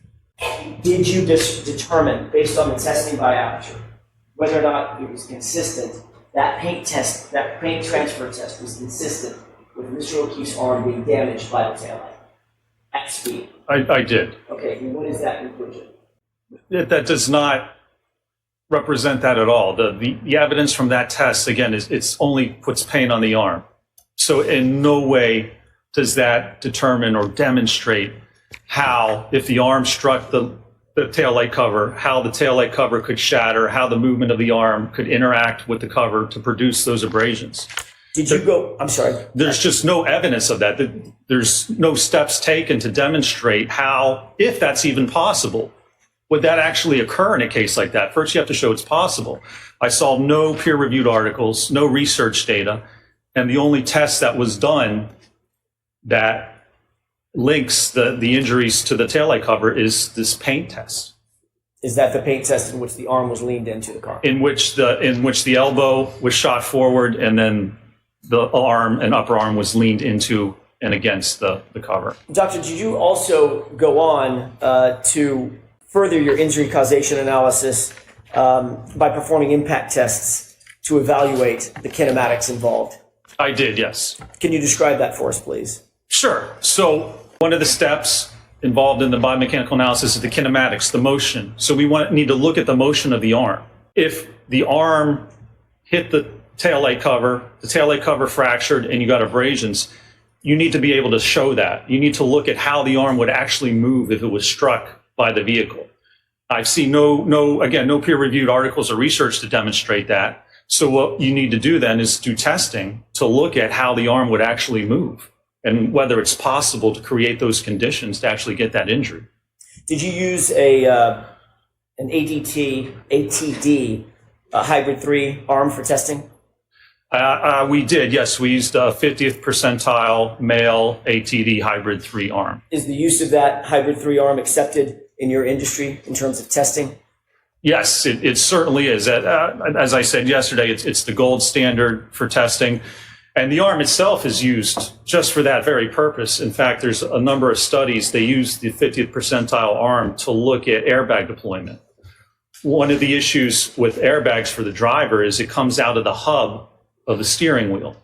So if you're steering and you're turning your car and you hit something and the airbag goes off, what happens?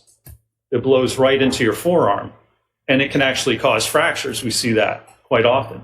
So they perform testing with the 50th percentile arm to look at the forces and acceleration on the arm as airbags go off. Very similar. So if your hand was hit by the back of the arm was hit by the back of the car and propelled forward, that's very similar to having an airbag deploy. Actually, this would probably be more severe. An airbag's almost like a giant pillow enveloping the arm, and here we have an SUV actually contacting the rear of your arm.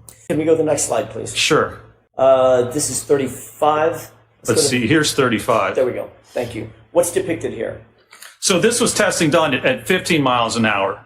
So this is with the hybrid arm and suspended so that it was actually impacting the right rear of the Lexus as the Lexus was traveling at 15 miles an hour. Was there acceleration that was noted on the arm, force and acceleration? There was on both the arm as well as the hand, yes. What was the result of the damage to the taillight based on this test? So in this test, there was actually no damage. As you can see, it catches kind of the hand and the forearm. And if you want to describe it as kind of a glancing blow, there was not enough force at 15 miles an hour on this glancing blow to actually fracture the taillight. Is the position of this arm relative to the SUV consistent or inconsistent with the original spot that the surrogate in the paint test was standing as it related to the SUV? It's consistent. We lined it up so it's consistent with that original location so that it would not impact the elbow or the upper arm. So at that position, if there's impact to the arm at 15 miles an hour, it doesn't cause the taillight to fracture.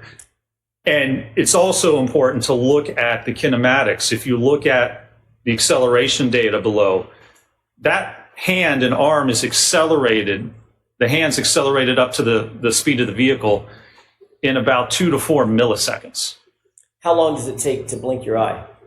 250 milliseconds. It takes a quarter of a second to blink your eye. So this occurs if your hand's hit at 15 miles an hour by a car, it's going to be accelerated up to the speed of the car about 50 times faster than you can blink. Can we go to the next slide, please? And what are we looking at in this? So this is lab testing at 17 miles an hour. So the housing and the cover was basically propelled into the forearm of the dummy at 17 miles an hour. What was the acceleration that was noted on the arm? So when you look at the arm, its acceleration here is almost 300 Gs. What does that mean just to us? So, 300 Gs, if you look at weight, if you say the weight of the arm is 10 pounds, 300 Gs means there's 3,000 pounds of force acting on that arm. Is that enough to break a bone? It's more than enough to break a bone. Is that enough to tear ligaments? Absolutely, yes. What about the bones in the hand? Are those stronger or the same resistance as the bones in the forearm? Or are they more delicate? No, the bones in the hand are, as you can imagine, much weaker because they're much smaller. When you look at the carpal bones, the metacarpal interphalangeal joint, which is basically your knuckles, they are much smaller, and it takes much less force to fracture your hand bones compared to your ulna or your radius. What are we looking at in this slide? So this is a 24-mile-an-hour impact with the arm of the dummy contacting the rear, again, tail light. And it shows you the motion, the dummy suspended, shows you the motion of the dummy, and again, the force and acceleration. Now, that right video I put in because that's real-time video. We've been showing the low speed, but look on the right. This is the actual speed at 24 miles an hour. That's what it looks like if you have your hand out and it's struck by an SUV. Is the arm accelerated do the same physics apply? Is the arm accelerated up to the speed of the car in milliseconds? It is, yes. It's all about weight, right? Because you have a 6,000-pound car and you have a 10-pound arm. It's whatever speed that car is going, your arm, your hand, whatever's sticking out there is immediately going to get accelerated up to the speed of that vehicle. The video on the right is in real time. Like you said, it's sped up in milliseconds. Is that right? That's correct. Is the Hybrid 3 that's used in this test, is that suspended from above? The dummy in this test is suspended from above, yes, like a pendulum, barely touching the ground. Is the dummy connected to the ground in any way? No, it's just its feet are barely touching. What would happen if there were forces applied to that dummy that went perpendicular to the travel of the vehicle? What would happen to the dummy? The dummy would swing out like a pendulum in that direction. Based on your review of the test that was done, the 24-mile-an-hour test, were there forces on that dummy that were perpendicular to the car such that the dummy would swing out or be forced out or be propelled out away from the car? No, there were no forces from the testing, and it's simple physics. Your center of mass of your body is basically your umbilicus or your belly button. So in order to move the body, you have to apply a force at that part of the body. If your arm's struck, it's not going to move your body appreciably. All it's going to do, your arm's like a moment arm, it's going to spin you around. Could there be some motion forward or backward if you take a step? Possibly. But the center of mass of your body isn't going to move. You have to get struck by the vehicle to have the body actually move in a specific direction. Can we go to the next slide, please? What is this showing? So this is a slow-mo of the overhead from the real time. There was a GoPro that was recording that real-time video, and this is a slow motion of that video. I'd like to ask you a couple of questions. As you see the vehicle contact the arm, what happens to the arm as it's being contacted in those milliseconds where it's being accelerated up to 24 miles an hour? Well, the arm's accelerated up and pushed away from the body. So whatever part of your arm or body is contacting the car, that's going to be pushed forward away from the rest of your body. So not only is it loading the arm with an impact force as it strikes the arm and the hand, but then it's actually stressing the joints too. It's like ripping imagine having a car come and 3,000 pounds of force pulling your arm forward at the elbow, at the shoulder joint. It's putting a lot of force and pressure on that appendage. What's the G-force for the 24-mile-an-hour impact? G-force, let me see exactly. Could you pause that video for a second? Sure. Because I want to ask you a couple of questions about it as well. Let me see exactly what that G-force was. Do you need to refer to something? Yes, my report. With the court's permission? Yes. Thank you. So at 24 miles an hour for the arm, the acceleration is 302 Gs. And for the hand, it's about 435 Gs. Does that translate to over 4,000 pounds of pressure? Well, for the arm, it's close to 3,000 if you say a 10-pound weight, and for the hand, that can be anywhere from 800 to about 1,600 pounds of force acting just on the hand itself. Understood. Can you back this up a couple of frames? Sure. What's happening physically to the arm, to the right arm at the point of impact? So there is a force on the hand, on the forearm, where it contacts. Now, your arm just isn't going to hit and the force be distributed evenly across the entire part of the arm. That's not how your arm is actually articulated. Even if it was, again, that's similar to an airbag deployment, where at these levels you would get fractures. But if it hits the hand, now, if Mr. O'Keefe's holding a glass at the time of this impact, think about that. What happens is you're holding a glass. It exposes the knuckles.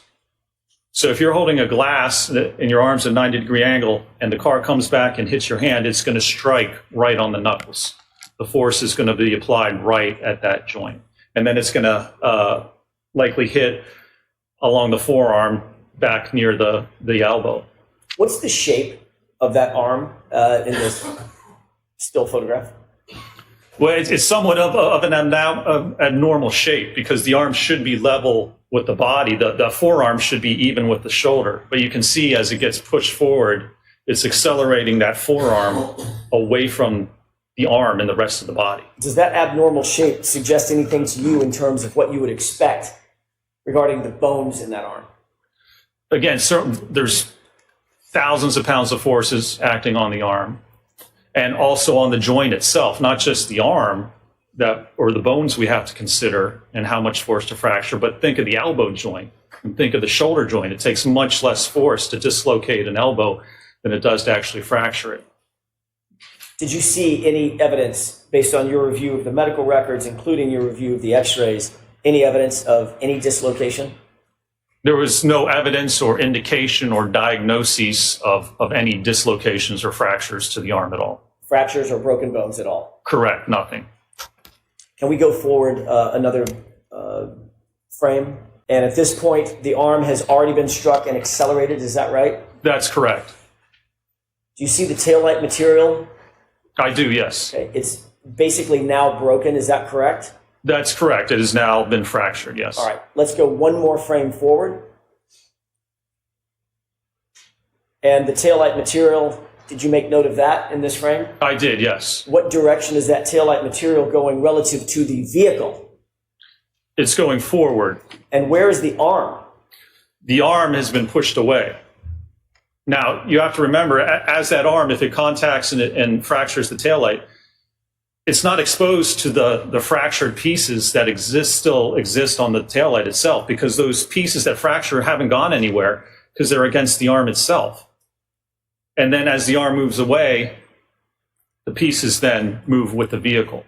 Are the taillight pieces upon fracture moving at the same speed as the arm upon contact? That's correct, yes. Is that a matter of physics? That is a matter of physics, yes. Is there any possible way for the broken pieces of taillight to out-accelerate the arm upon contact when the arm's being deflected away from the vehicle? It is not. I don't believe it's physically possible. That was not demonstrated in our testing, and I've never seen that demonstrated in any peer-reviewed articles. Now, you can see here again also the light and the fragments are being propelled forward. So you also have to consider where Mr. O'Keefe was found. He was found in the yard about 10 or 20 feet from the road. There was no exact measurements. But if you look at the motion of the taillight, it's going forward. Now, if Mr. O'Keefe has to move diagonally to the top left of that corner, And if he's not hit with the center of mass, he can't get to where he ends up before the taillight fragments have already gone forward and been deposited on the ground. Average running speed is like 4 to 6 miles an hour.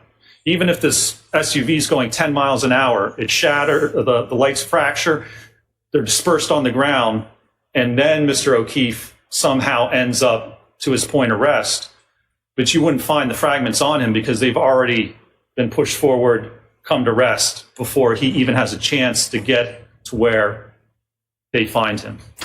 What is this slide showing? So this is just frames taken from that actual video showing the interaction from the top left, then you go down to the bottom left, and then the top right and the bottom right just shows you the progression of the contact and the movement of the arm. Is the bottom left frame the same frame that you stalled on just a second ago at my request, showing the deformation of his right arm? That's correct, yes. Thank you. And is that just a close-up of the same? That's just a close-up of the same, yes. Okay. And is that a final close-up of the arm after it's been deflected out of the way? That's correct, yes, sir. Does this also illustrate what you just described in terms of the trajectory of the broken taillight fragments? It does, yes, sir. Do you see any defect at all in the right sleeve of that hoodie? There is no defect in that right sleeve of the dummy. No. Was the dummy's sleeve examined following this test? Closely examined up close rather than just a photograph? It was examined and photographed, yes, sir. Was there any defect in that right sleeve at all? No defects at all were noted in that sleeve. What are we seeing here? This shows some of the photographs taken of the sleeve and the arm to show that there's no defects whatsoever. And it shows the damage to the Lexus. And again, at 24 miles an hour, not only do you get damage to the taillight on the fender there, but you also get damage to the taillight on the liftgate. Was there any damage on the taillight of the liftgate in the subject SUV? There was not, no. What are we looking at in this video? And so this was 29 miles an hour with a suspended hybrid 3 arm. Was the arm in the relative orientation that you saw depicted in the paint transfer test by Aperture? It was, and in fact, in this one, there's actually contact. We moved it in so that you would get contact with the elbow and the upper arm as well. So it's in the position after Dr. Welcher moves his elbow in and rolls his shoulder into the taillight cover. We evaluated that position with this test. And do you see any damage to the liftgate taillight based on this test? There's extensive damage at this speed, yes. What about the damage to, damage would you expect to see to the arm itself at this speed and in this orientation? At this speed, I mean, we're talking 4,000 pounds of force on the forearm, and with the hands, 1,400 to probably 3,000 pounds. I mean, well above levels where you would get fractures. What are we looking at in this slide, these two photos? This was the final test that was conducted in using a dummy, and it was impacted at 29 miles an hour. And this was a center of mass impact. Why was it important, Dr. Rentschler, why was it important to do a center of mass test? Because if we have an auto pedestrian impact and you want to see where the pedestrian ends up, you have to evaluate how they were impacted by the car.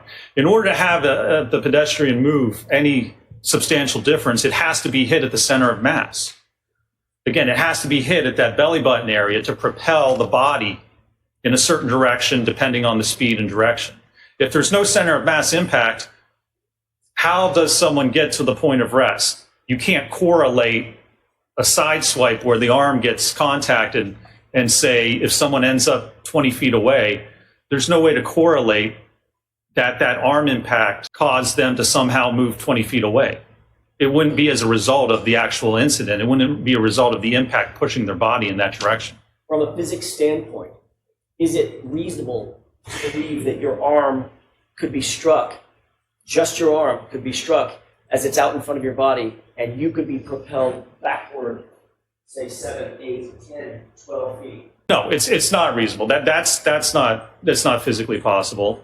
And you look at the arm itself, and we're looking at talking about the injuries and the abrasions compared to fractures. So if Mr. O'Keefe's arm was hit at 24, 29 miles an hour, what this suggests, and there were only abrasions, what this would suggest is that if the taillight doesn't cover or fracture, you can have your arm hit at 24 miles an hour and you wouldn't have any injuries at all, which from a biomechanical standpoint doesn't make sense. If the claim is that the fractured taillight's the only thing. So sustaining the objection to that, I'm going to strike that portion, Mr. Jackson. What are we looking at in this video? So here's the video showing that strike at 29 miles an hour with the center of mass impact to the dummy. What's the import of this particular test? Why was this important, and what did you conclude following this impact test, the center of mass impact test? There's a couple of reasons. A, it shows there was extensive damage to the rear of that Lexus. So if you had a center of mass hit, you would have damage to the liftgate, to the fender, to the sheet metal. You would have substantially more damage than what we had in this case. And secondly, which I believe is just as important, it shows the post-impact trajectory of the dummy. So again, if you're struck on the corner by the Lexus, the dummy goes straight back in line with the vehicle. There's no force and no direction to actually cause that dummy to move off into the side of the vehicle. So you can't be hit center of mass with the vehicle going straight back and somehow end up 10 or 20 feet to the side of where the vehicle was traveling. So in this circumstance, would you expect the taillight material to be distributed straight back in the same center line as the vehicle is traveling? Yes, absolutely. Would you also expect the body to be struck and move in the same center line as the vehicle? Sustained is two. Sure. What about the body? What directionality would you expect on a center mass hit? The body's going to move in the direction that the vehicle is moving. That main direction, that main force moving straight back, the body is going to move primarily straight back. Did you reach an opinion or a conclusion regarding whether the right arm kinematics are consistent with fracturing the taillight cover and sustaining the abrasions that you saw on John O'Keefe's arm? I did, yes. What is that opinion? My opinion that it is not consistent with contacting and fracturing the taillight cover. Do you hold that opinion to a reasonable degree of scientific certainty? I do, yes, sir. On what do you base your opinion that you just told the jurors? That looking at the kinematics of the arm, it's inconsistent with the evidence we have, with the actual abrasions to the arm, the evidence on the sweatshirt, and that at these speeds, you would likely expect fractures, certainly to the hand, and likely to the ulna and the radius in the forearm, if your hand or arm was struck by the rear of the SUV. What are we looking at in this slide? This was a study where they used an impactor and they contacted the dorsal or top part of cadaver hands. And they looked at the force that was exerted and they looked at how many fractures were produced as a result of that. Did you review scientific literature regarding hand injuries under this sort of impact loading? Is this representative of that? It is, yes. What is this? So this shows the position, and this is taken directly from the aperture paint test. You can see the position that Dr. Welcher had his hand against the tailgate right at the time of impact. And you can see that corresponds, the contact areas correspond to the areas of the hand that were actually tested in this case. What is this showing? So this shows the forces produced during the test as well as the forces produced during our testing. And maybe the next slide here actually better. If you look at the knuckles, which are the blue middle region, and then the metacarpal bones, which are the lower one. So for the metacarpal phalangeal joint, the knuckles, on average, it took 397 pounds of force to fracture that joint. Well, the 15-mile-an-hour test produced a minimum of 483 pounds. And more realistically, that's just with the hand weight. There's going to be more weight because it's attached to the wrist. More realistically, it's twice that, so it's around 900 pounds of force. But what these tests show is that the force produced on the hand, as represented by the PowerPoint from aperture, even at 15 miles an hour and likely below that, you would expect to get fracture of the hand bones, of the knuckles, metacarpal interphalangeal joints, and the metacarpal bones if you contacted the rear of that vehicle at that speed. Did you see any indication in the x-rays you saw or the medical records that you reviewed that Mr. O'Keefe's hand was damaged in such a way that you would expect? There were no indications whatsoever of that, no, sir. What are we looking at in this slide? This was a test where they actually looked at the force on the elbow. So this is a direct longitudinal force against the elbow.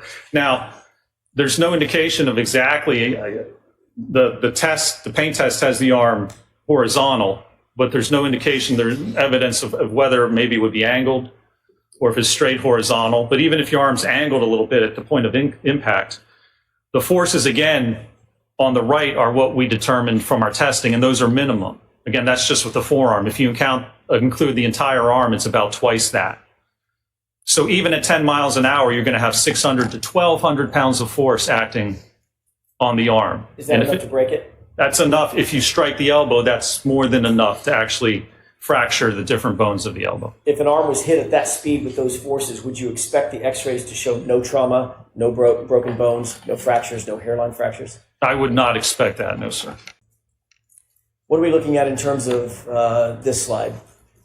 So these are just more articles that I referenced, and they look at impact force on the forearm, so the ulna and the radius. It takes, just to have a transverse blow right against the bone, it takes about 1,100 to 1,200 pounds of force to cause a fracture.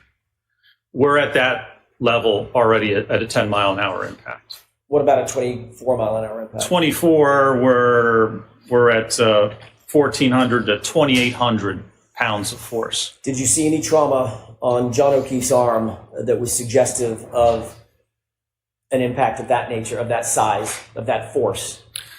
There was no trauma. There were no fractures. There wasn't even an indication on the arm of where it would have contacted the vehicle. So if there's fracture at the taillight, there's going to be a force at that point on the arm where it actually contacts the taillight and causes that, right? There's going to be a force riser to cause that damage. There was no bruising. There was no lacerations. There was nothing at the alleged point of contact which would indicate an impact that produces thousands of pounds of force on the arm. No evidence of it whatsoever. You just mentioned this in your answer, but I want to ask a little bit further. We've talked a lot about bone fractures and ligament damage, et cetera. What about bruising? In any of these tests, would you expect to see bruising, at least bruising, all over the arm at the points of contact? Absolutely. Bruising occurs when the blood vessels just below the skin are ruptured, and it causes blood to flow into the arm. Was there any indication that John O'Keefe suffered even a minimum amount of bruising on his arm at all? No indication of any amount of bruising whatsoever on the forearm. What are you looking at here? So this again is from the paint test, and it shows, even as the arm gets pushed in, the vehicle's not in line with the center of mass with Dr. Welcher here. So it's not a center of mass impact. And this is important because we've just looked at the arm, and we've looked at the kinematics and the force and whether that's consistent with what happened and the injuries. The next step is to look at what happens if the arm gets hit. How does Mr. O'Keefe end up where he does in the yard? So that's post-impact movement or trajectory of the body. You have to evaluate that if you want to link all these events. If you want to link the head injury to contact with the car, you have to know what happened in between. You have to know the details. And so the next part was to evaluate that. Is there any indication in any of the testing that you did or any of the review of the medical records medical records of John O'Keefe, including the autopsy records, all of the autopsy records, the x-rays, and the hospital records, any indication that John O'Keefe was struck center of mass? None whatsoever. No indication at all that he was struck center of mass. Do you have an opinion or conclusion to a reasonable degree of scientific certainty about whether he was struck center of mass? I do. And what is that opinion? I don't believe that he was. The evidence indicates that he was not. If he was struck center of mass, imagine that. You're getting hit at the pelvis. You're getting hit on the thigh. You're getting hit at the knee. And then the body's being propelled forward. Your arm would get pushed into your body, into your ribs, into your torso. you would have very significant and substantial loading to your body, initially the right side of your body, as that impact occurred. And there's no evidence whatsoever that that occurred. Switching to a glancing blow, a blow of just the arm, not the center of mass, but just the arm. Do you hold an opinion and a conclusion as to whether or not a glancing blow or a blow to the arm only would propel Mr. O'Keefe 7, 8, or 10 feet perpendicular to the line of travel of the vehicle? I do. What is that opinion? It would not be possible. Our testing demonstrates that. The peer-reviewed articles demonstrate that. I've seen no evidence anywhere in this case that would suggest or even indicate that if you get a glancing blow or a sideswipe blow, that somehow would produce enough force to push you 8 to 10 feet into the yard. I don't believe it's possible. I've seen no research that would indicate that would occur. Do you hold that opinion to a reasonable degree of scientific certainty? I do, yes, sir. What are we looking at in this slide?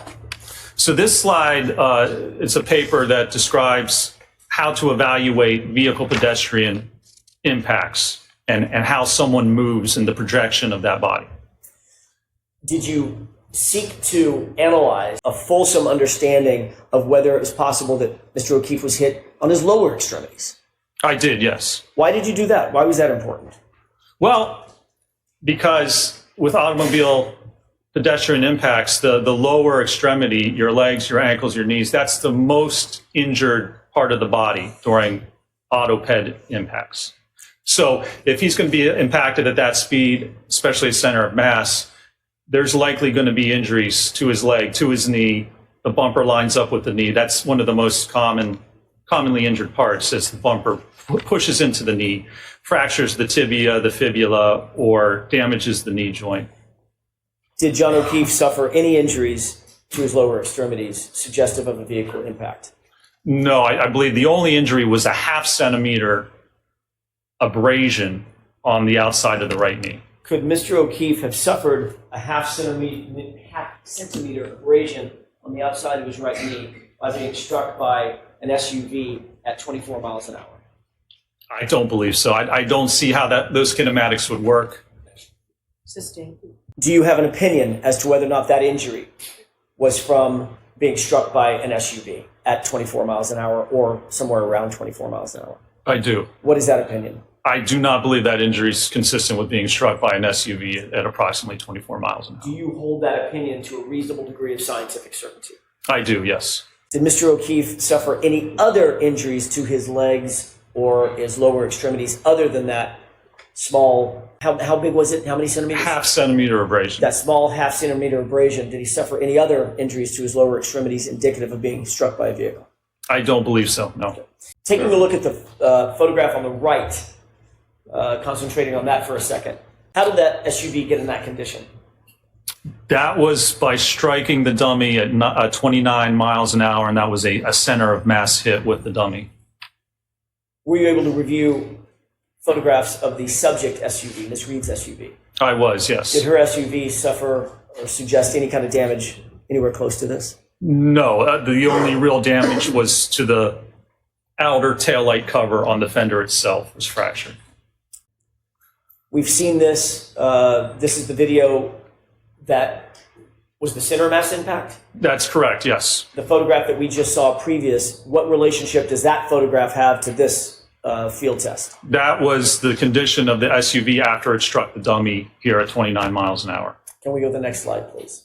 What are we looking at in this series of diagrams? So this is some more recent testing that was done, and this test compared impacts between a small sedan and an SUV, and show it's looking at damage or injury to the legs as a result of this type of an impact. And these impacts were actually conducted at a speed of 24.7 miles an hour. They used cadavers, people who donated their bodies to science, set up the cadavers and struck them at just about 24 miles per hour. Did this support your opinion and conclusion concerning the lower extremities of Mr. O'Keefe and the possibility that he was hit by an SUV at speed? It does. If I can go to the next slide, it actually... Sure.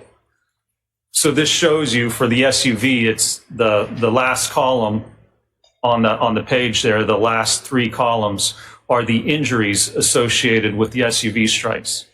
There's fractures to the pelvis, left knee injury to the ACL, the MCL, fracture of the tibia and fibula.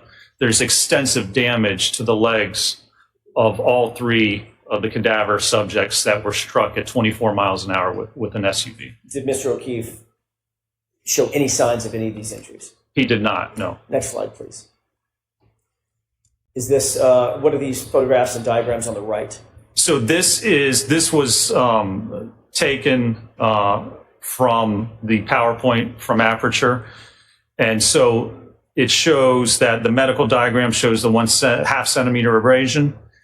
And if you look at the picture on the left of the surrogate, you can see, so the bumper would line up from the knee all the way up to the pelvis. So a vehicle at speed of 24 miles an hour, if it impacts that knee or that leg, it's not going to produce only a 0.5 centimeter abrasion. It's going to get the leg, and it's going to cause significant damage to the knee and to the leg itself. When you say from the knee to the pelvis, are you talking about the width of the, or the height of the bumper itself being from the knee to the pelvis? I am, yes. Would that be the contact area that you would expect if there was even a glancing blow to the knee and the hip? That's correct. You can see on that picture there where that bumper, the rear corner of that bumper, where the bottom reflector is, it extends from the knee all the way up to the pelvis. What are these diagrams? Again, these are just reports, peer-reviewed articles demonstrating that auto-pedestrian impacts result in lower extremity injuries and fractures. Did you review all of these peer-reviewed articles that you've told the jurors about, the academic articles, in furtherance of coming to your opinions and conclusions? I did, yes. Did you see any reference in the Aperture report that you reviewed and the PowerPoint slides that you reviewed that the concomitant peer-reviewed articles were sought in the paint transfer test? No. Or cited? There was only one article that was cited in that report with respect to automobile pedestrian impacts. Did it have anything to do with the paint transfer test? It did not, no. What does that slide depict? So this is the opinions that were offered in the Aperture report.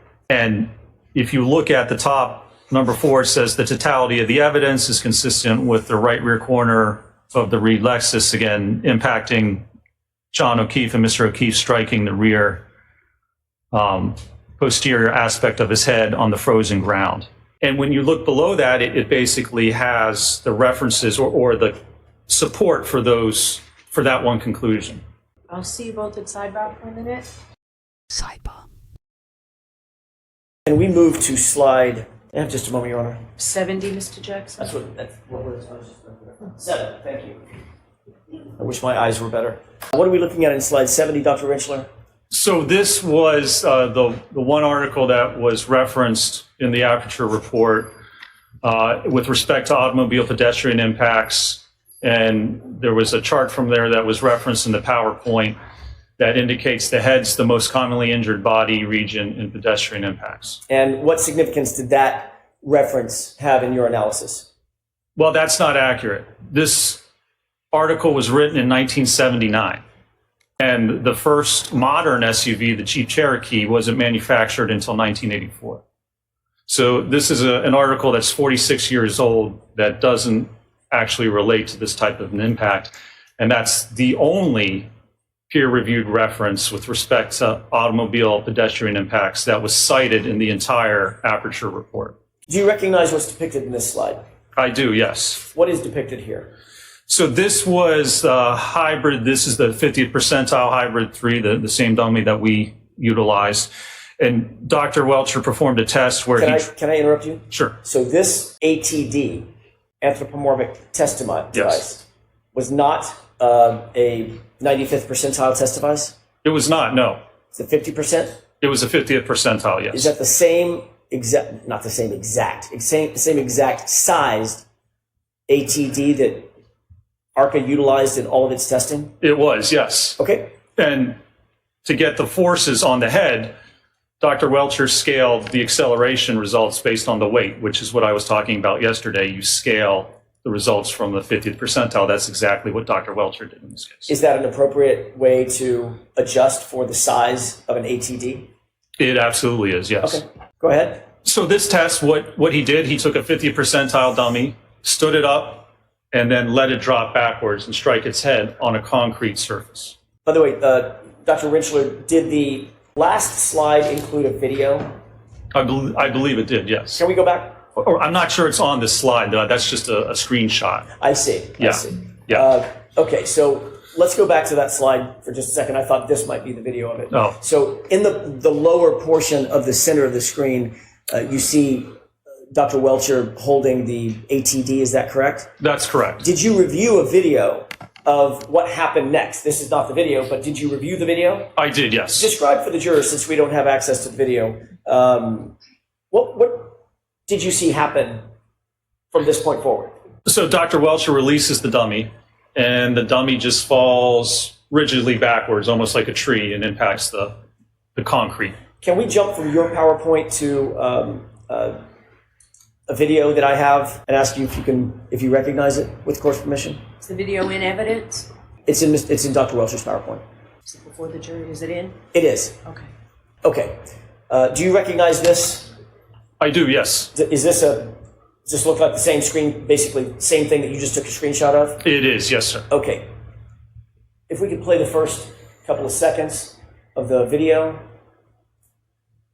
and pause it.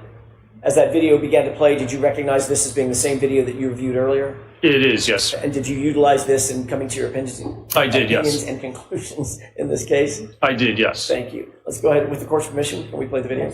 Thank you.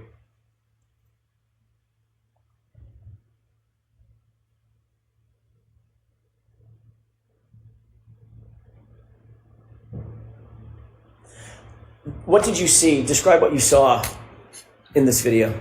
So this is a passive rearward fall of the ATD dummy. So just releasing and let it fall. Obviously, it's a dummy. There's no musculature. There's no response to that dummy. So this is what would happen if a rigid individual just fell backwards onto a concrete surface. Can we see it one more time, please? I want to ask you one other question.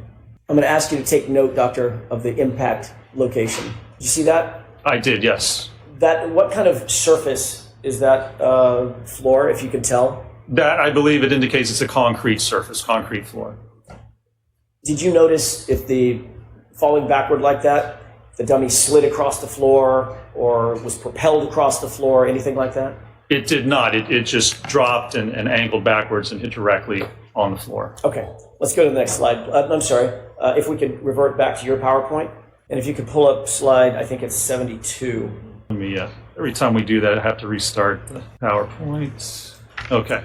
Why did you include this video one more time in your PowerPoint here? Because, again, this is the pain test, which indicates the position, at least that Dr. Welcher had himself at to get the impact with the taillight cover. And notice, again, so it's not a center of mass hit. It hits his arm and then he slides by. So if that were to occur, he would rotate or move to the left. So if Mr. O'Keefe did that and somehow ends up falling backwards, rigid directly onto his head, he's going to have to rotate at least 270 degrees and then stop and then fall directly backwards onto his head. There's no explanation of the kinematics. Sustained us to the end of that. I'll strike the end. Do the kinematics support what you just suggested? Okay. Sustained us to form. What do the kinematics support? I'm going to see you at sidebar for just a minute. Sidebar. Jurors will be taking our break. Dr. Welcher, based on your review of everything... Rentschler. Did I do that again? My goodness. This is Dr. Welcher in the video, correct? Correct. All right. I was staring at that. I apologize. Dr. Rentschler, based on your review of the video in which Dr. Welcher is positioned, as well as the drop test that you saw, as well as the discussion of the body placement, where you discussed the body placement, do you have an opinion as to whether or not the testing that you reviewed from Aperture is consistent or inconsistent with John O'Keefe being struck by the vehicle, propelled perpendicular, backward, say 7 to 10 feet, and falling straight back onto a hard surface as depicted in the drop test? The testing's inconsistent with those types of kinematics or that type of scenario. On what do you base that opinion, sir? That's based on the testing that was performed, the evidence available in this case, and the kinematics of how somebody would move post-impact after being struck by an SUV. Do you hold that opinion to a reasonable degree of scientific certainty? I do, yes. Finally, Dr. Rentschler, do you have an opinion, or did you reach a conclusion whether the biomechanical evidence in this matter is consistent or inconsistent with Mr. O'Keefe's right arm being impacted by the subject 2021 Lexus 570, resulting in a backward fall leading to the head injuries that he suffered? I did, yes. And what is that opinion? My opinion is that the evidence is inconsistent with Mr. O'Keefe being struck on the right arm by the SUV and then moving laterally into the yard and falling backward onto And the do back you hold of his that head. opinion to a reasonable degree of scientific certainty? I do, yes, sir. Thank you. That's all I have, Your Honor.